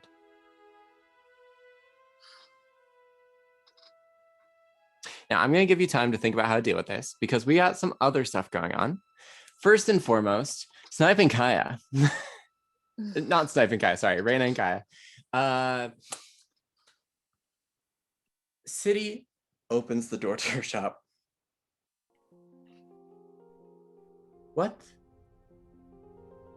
is happening in here now? Kaya's gonna kind of try to rub off what's left on her rapier, like into a bag or something. It's fine. Don't worry about it. What about Snipe problem? is still dying. Yeah. Okay. Reina is, as soon as the door opens, quickly tries to lower her arm with the spider on it and let it crawl. Well, put it on her leg, but put her hand over it. Reina has some interesting pets. I see that one of them is smeared across my floor right now, it appears. Is this something that's... Do I need to give you a minute? Is this something that needs to be discussed? I can step back outside as long as Snipe is still alive. It is all the same to me. You only need me after they die. Priorities. Maybe we'll talk about this later, right, Reina? Yeah. All right. Yeah, that's better. And Reina's gonna walk towards the haversack and pull up with a side pouch and is going to take the spider and just shove it in there. Like, get in there. All right. And close it and then put the haversack to the side. Reina, do you think you should wait outside, or are more spiders gonna come out of your bags? No. Are you sure? I'm sure. All right. Anna, if I may be so bold, if you could just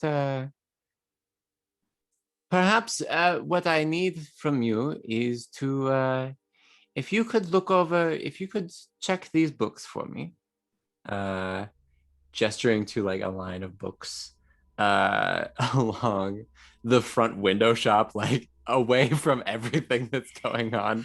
You know, if you could perhaps just keep an eye on these books for me, just sort of. Nice try. I'm not gonna do that. I'm gonna stay with Snipe. I understand your concern, but it's not necessary. I promise nothing else like this will happen. It will be fine. I mean, City's the expert here. If she needs some books looked after, maybe you should get on that. I'm not gonna read books while my friend is dying. He more begs to differ. You know, that is quite a rude, passive-aggressive thing to say. You know, stayed behind to help Snipe. Seymour tried to decide to read a book because City only needed 2 people in here. I am one of the 2 people who she needed. So I'm gonna help, and I'm gonna stay with Snipe. Kai's gonna look at City and raise an eyebrow. I guess it's City's final call. She is the one doing the ritual.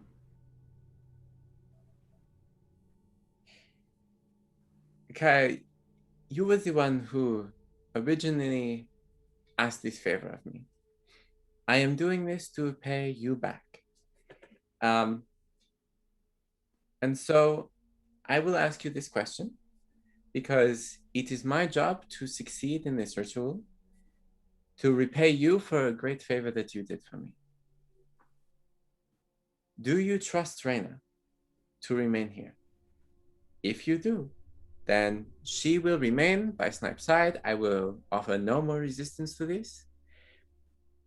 It was simply a shock to come into my shop and find strange goings on within its bounds while attempting this ritual.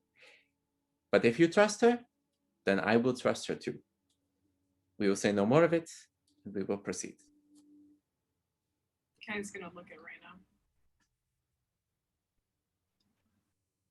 Why didn't Halra want you in here? There was a bit of bickering between us. What kind of bickering? A misunderstanding. I just want the truth. A misunderstanding. I need you to be a little bit more specific than that. Just why did Hera think that you were dangerous? That's my question. If I'm honest, I don't know why she would think I'm dangerous.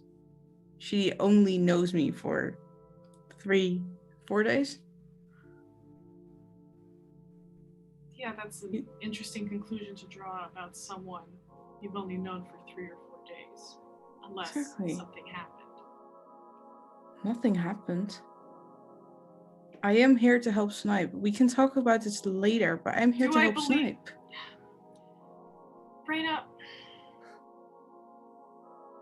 I think it might be safer for you not to be here.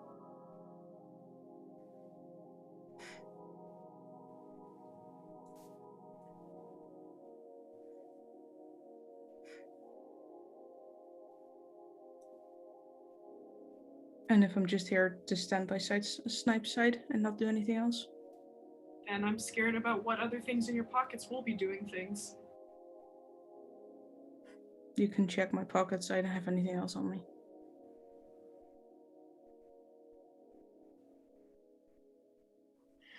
Just maybe go stand by the books, huh? Just in case. If anything goes wrong, don't expect me to stay by the books. All right. Kai's gonna check on Snipe. Are they dead yet? What an interesting question. Snipe, you find yourself standing in a hospital. For a moment, everything is frozen in time as your other half sets themselves into place. And then the scene begins to play. Immediately, your other half wakes up in their bed.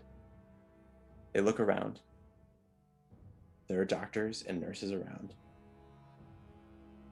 And you know from your own memory, they have made the decision that it is time to leave. You know that in approximately 6 seconds, the other half of you is going to grab the IV at the bedside and throw it through the line of doctors and nurses to make it break before rampaging through the halls of the hospital. What do you want to do in this moment? Am I near the bed? Or... You're near. You are almost like a ghost observing this scene. Okay. I'm gonna see if I can hold my arm down that I know is the arm that goes to reach to make an attack. Sure. Do me a favor. Roll me strength at advantage because the other half of you is in this scene and not actually aware of you. Just straight strength? Yep, just straight strength at advantage. That's it. It didn't roll very well, and I also have -1 strength. That's a mighty 14. A mighty 14. You grab onto your arm, and the arm like presses up against you, but doesn't expect to be meeting with resistance. And so there's like a moment of like, you see almost, you can tell by the body language that there is a moment of, what is this? And you buy yourself 1 more second to try to stop yourself from going on a rampage. So you've succeeded once in stopping yourself from throwing the IV. Mm-hmm. But now things aren't following the track that you remember. So, what's your next move to stop yourself?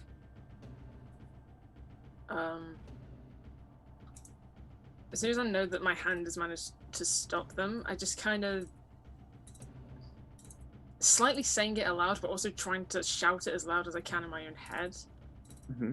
Just shout, "Wait, let's think about this. Let me think about this too." Roll me a charisma persuasion check. Holy shit, I've never rolled persuasion before. Now you get to. 23. Oh my god. Yeah, they did not roll that high. So you think this thought, and you whisper it out loud, and you see the head turns ever so slightly, as if to try to catch the sound in an ear.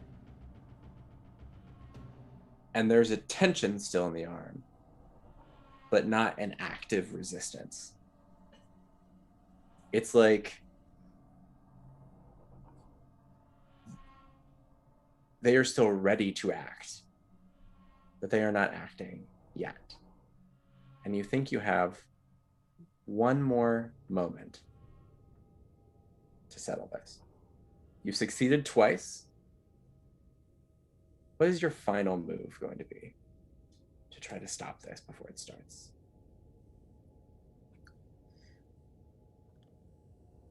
God. Is there any way of like sensing if it's gonna be if sensing it's not going to be a reasonable way out of this and that I have to act physically, or if I can just talk a way out of it? They stopped whenever you said, "Let me think about it too." There was like a pause there. Okay.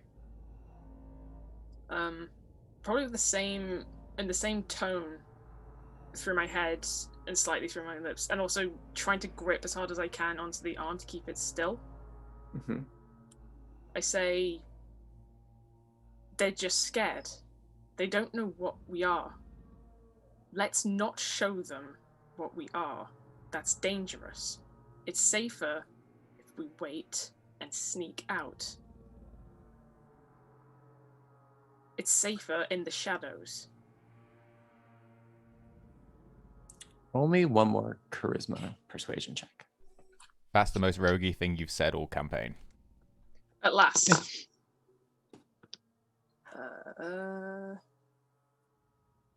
21. I rolled a natural 1 against you. Wow. So,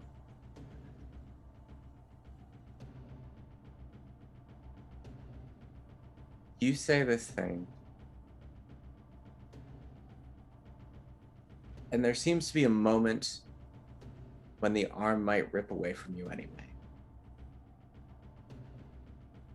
But then the tension leaves the arm, and the figure just falls back into their pillows.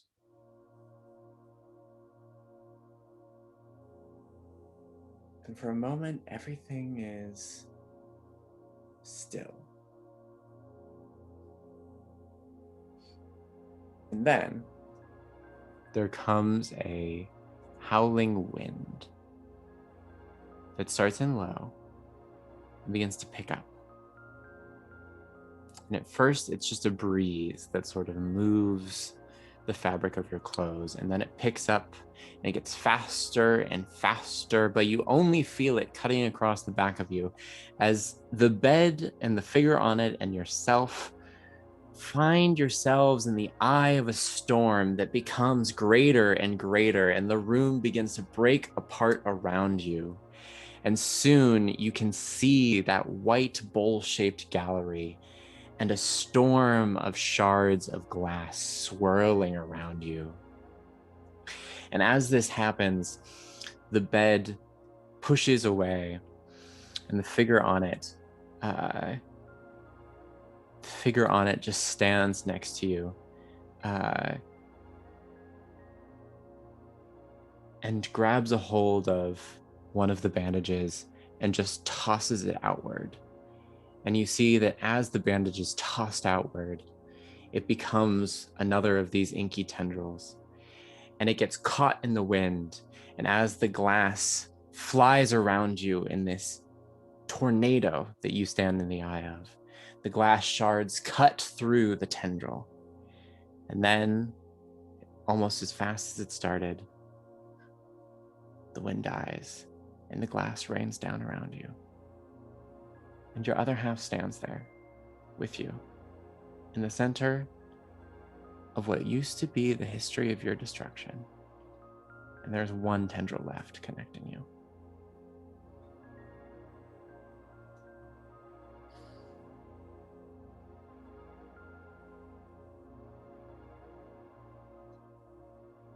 Okay. Like I said, you're a curious one. That's what I always liked about you.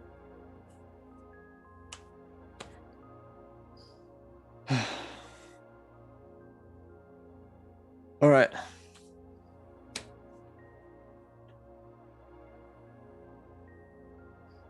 One final test then? Yeah. Let's go.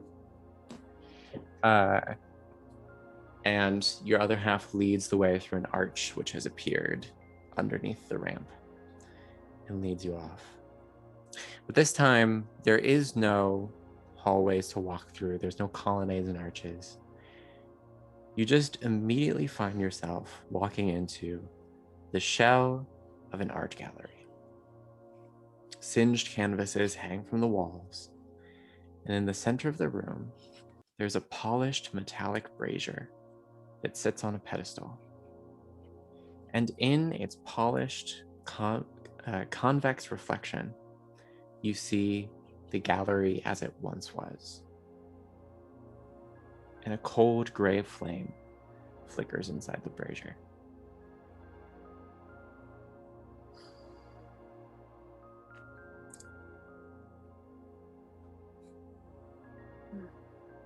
This one might be a bit hard. Yeah.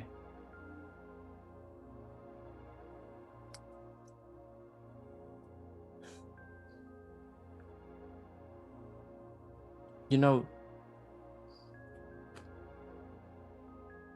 you could stay with me if you wanted.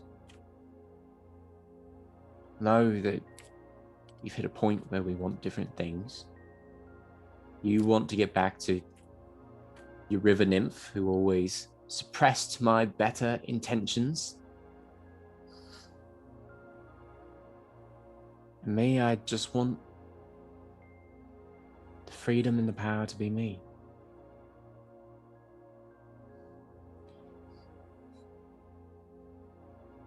I'm scared. I know. If it makes you feel any better, being here, I get what this is. This whole thing. It's just us letting go, isn't it? I doubt that's even real fire in there. Can't hurt us. Can't do anything. It's just a memory. Represents how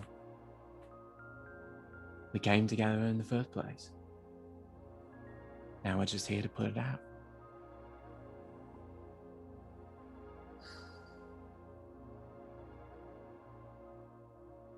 Okay.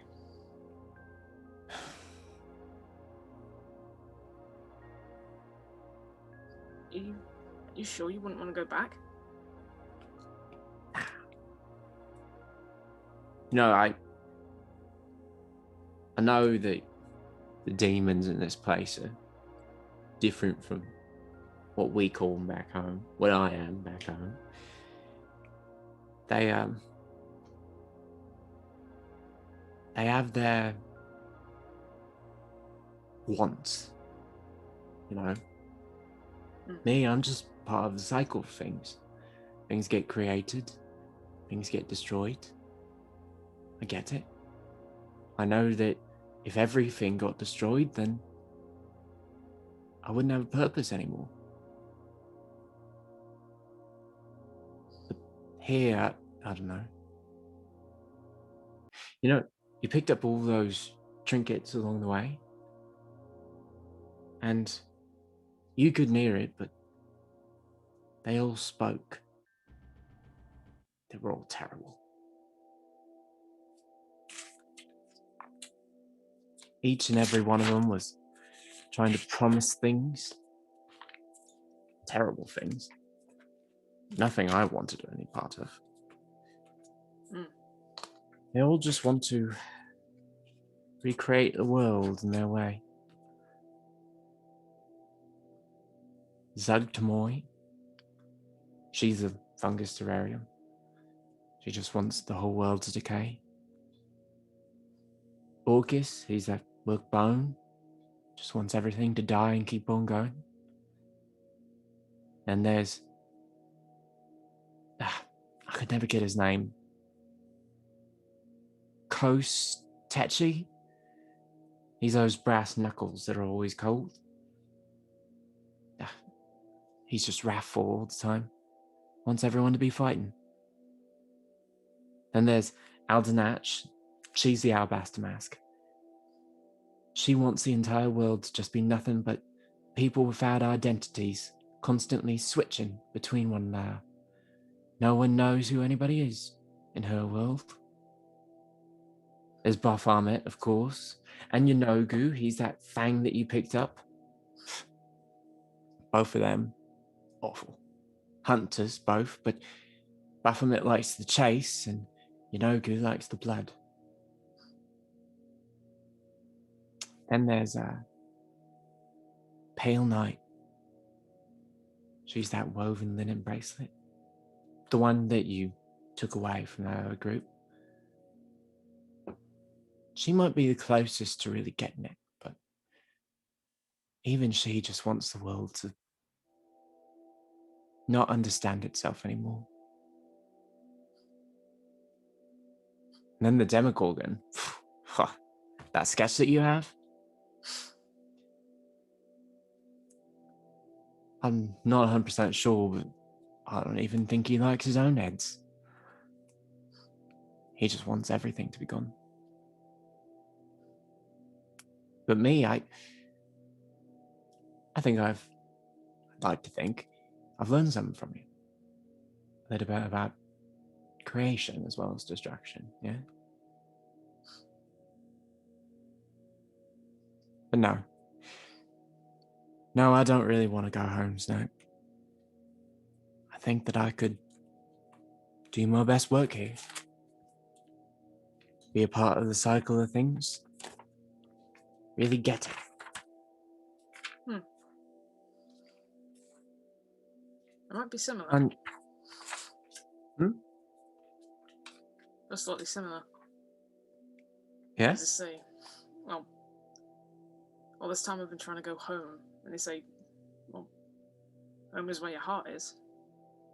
But did it matter for me? My heart was never really beating to begin with. But it was here.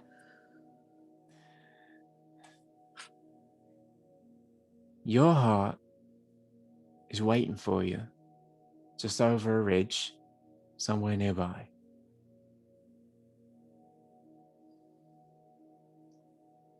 I think I've held on to you long enough.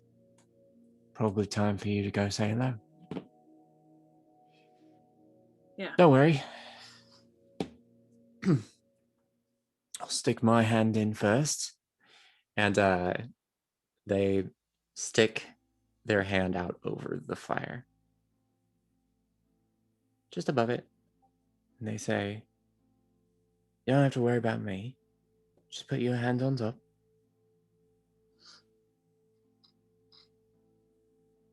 I kind of hover my hand over and just look at them one last time.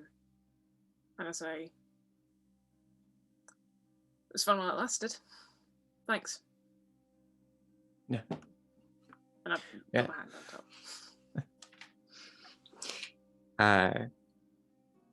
Between your hand and theirs, an inky substance drips down onto the flame and smothers it in the brazier. And as you pull your hand away, there is no connection between your hand and theirs.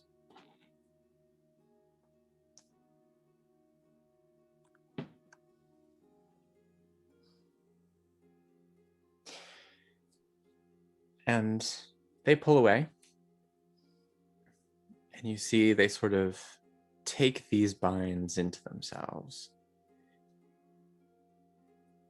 And then they sort of spread them out, and the ink just sort of flows around them for a moment. And then they put their hands up and smooth back their hair, and the horns ruffle out into feathers. And they flick their arms down, and inky, dripping feathers emerge all the way down their arms. They say, I think this might be the look. Suits you. Thank you.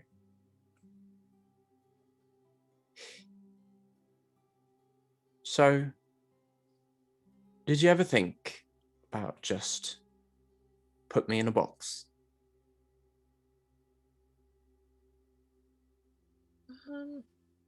You can do that here, you know. I don't know if you found that out, but sometimes you can just put demons in the box and carry them around in your pocket. Well, I guess the amulets were just a fancy way of doing it. I mean, after all this, Artaxis is still going to come for you. And once he gets his hands on you... He'll have to catch me first, won't he? If I was to put you in a box, as you say, would that be me or my group of friends giving you a head start? No. Just keep me locked in one place. Easier to find.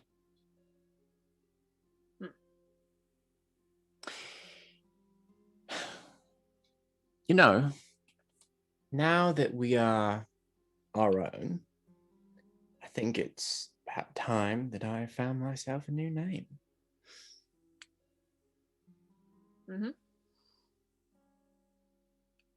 Not going to tell you what my true name is, for the record.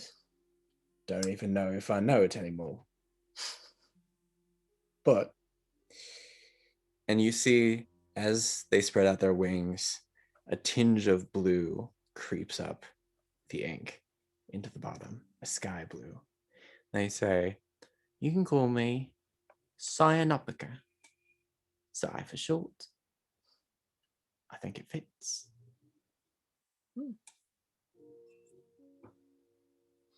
Yeah, quite fitting. I won't tell anyone. Cheers. Well, I think that's enough of us. Unless you want me to give you a badge or something for your hard work. I'm sure I have a Chuffy badge sitting around somewhere. I could just pin it on you. I know, a handshake will do. Fair enough. And they will reach out and shake your hand. Shake it back. And then around you, you find yourself standing in that forest again. And they say, good luck, Snipe. I think someone's waiting for you around the corner. And then they turn and they fly off into the sky.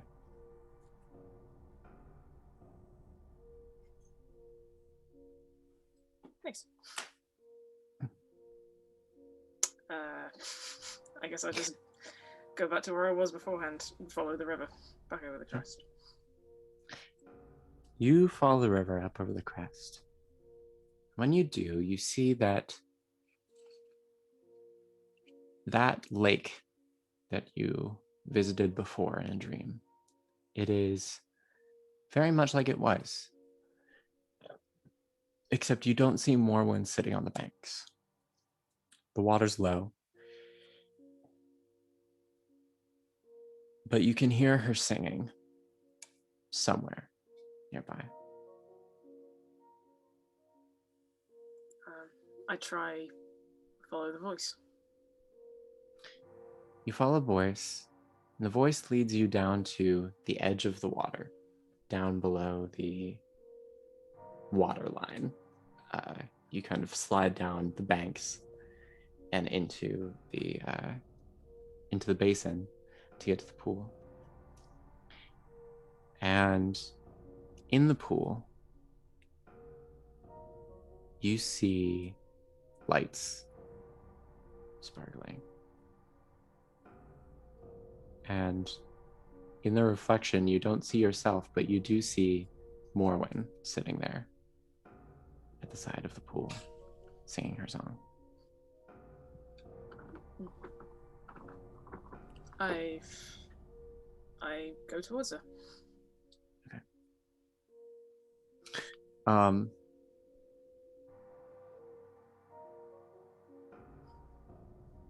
As you do, a tiny little stoat pops out of the forest, chittering, and runs down into the basin. His fur is entirely a light glowing blue. And he just swirls around your feet and then runs up onto your shoulder. How you managed to sneak into the oddest places, I will say.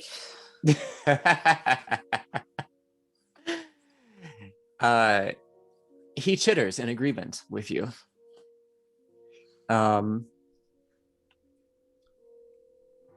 And you reach the edge, and Morwen is there. Just a thin barrier of water separating you and her.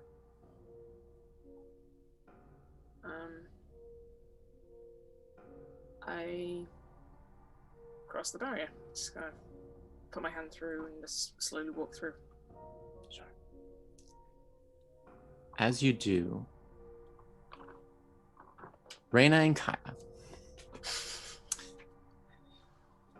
you have both been monitoring the situation along the city. And you've been keeping an eye on things. You've been checking in.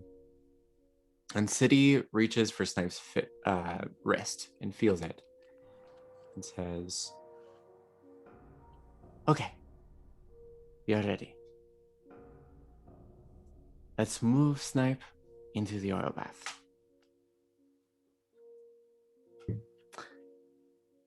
And you pick up Snipe and you drop them into the bath. And Snipe, as you cross the barrier, the world inverts on you.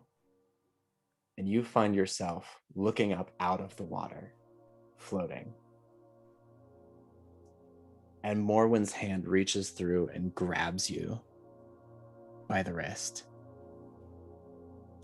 And she looks down through the water. And she says, "I see you now."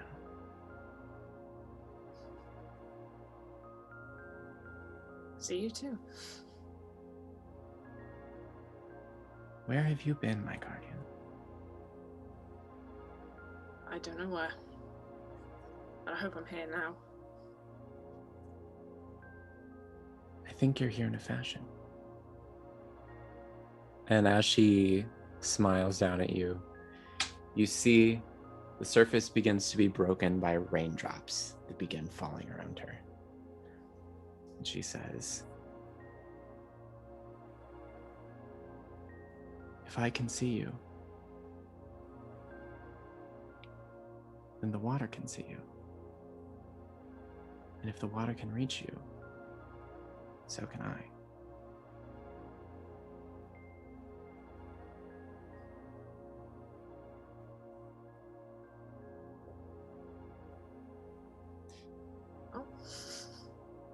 I'm here then. Yes, you are. But I feel that something is pulling you away.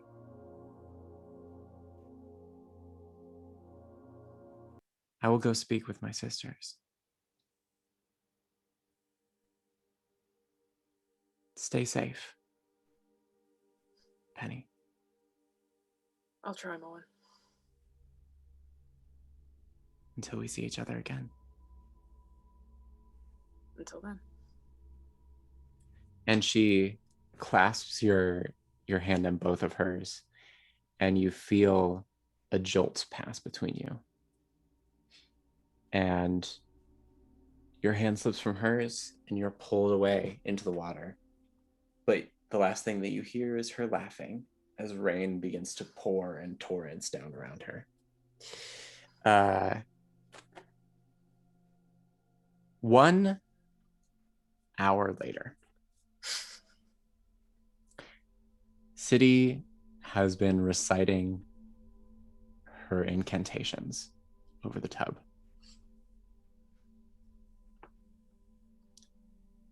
And she closes her book and she says, "Now we will see."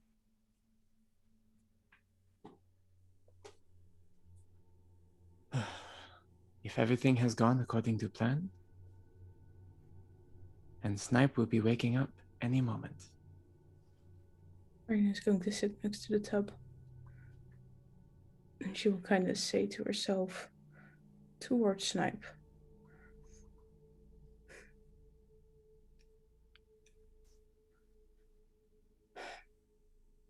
hopefully see you soon. Be the courage of your desperation. Be the sunlight in the middle of the night. Be a river that flows back to the source. And see the world in the eyes of a child. I will also approach. All right, I don't know what that was, and I don't have anything like that for you. But just remember that there are people and things here that are waiting for you, including her. So, make sure to wake up. Mm-hmm.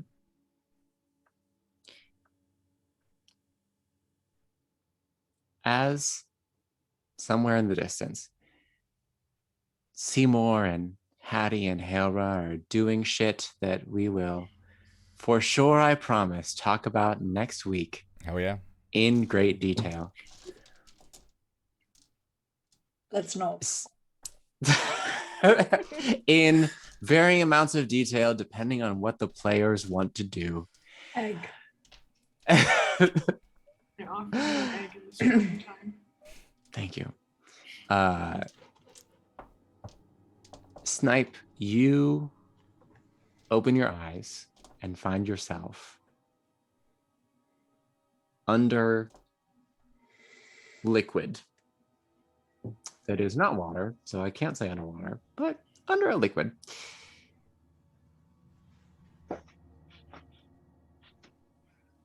But you are fine.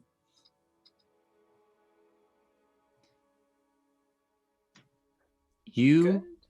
It's the first time in a while. I've been fine. Do we see them waking up? Well, the layers of herbs obfuscate their person. It's a soup. It's a soup. It's a Snipe soup. However, Snipe, you now have the ability to breathe in this.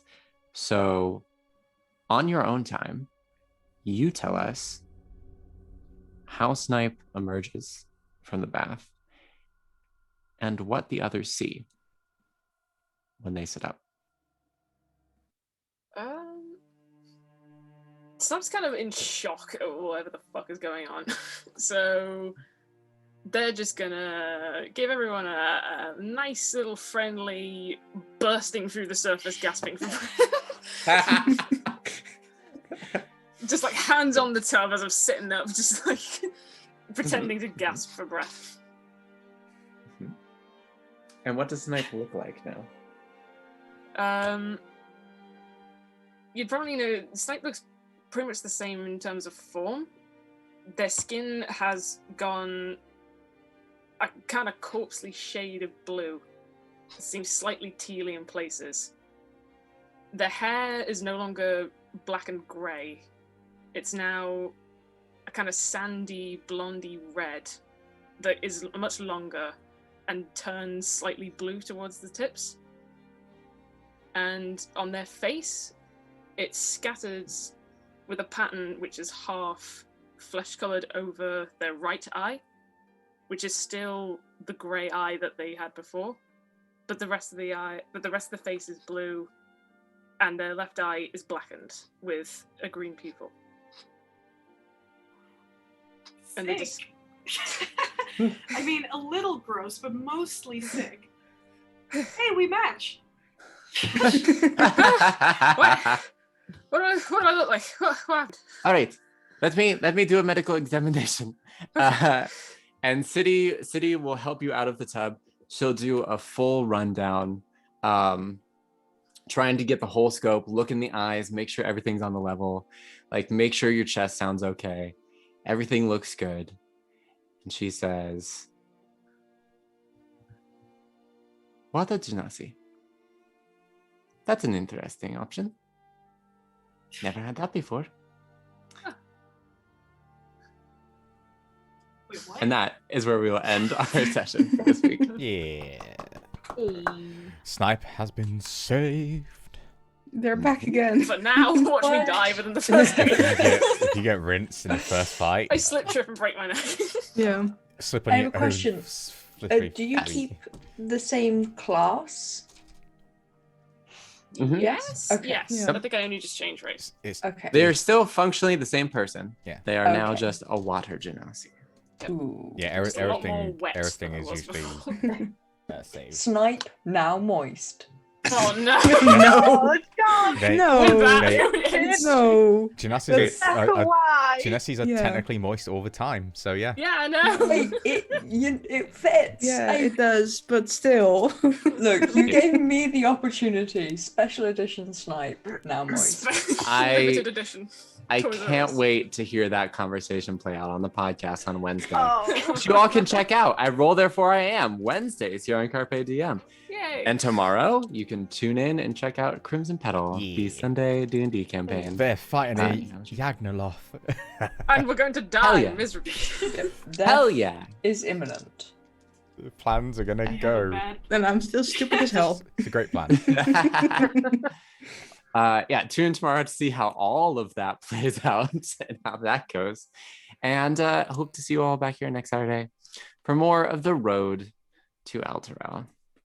Until next time, I hope everybody has a good night and adventure on. Let's everybody. go, Snipe. Bye. Bye. Hey. Bye.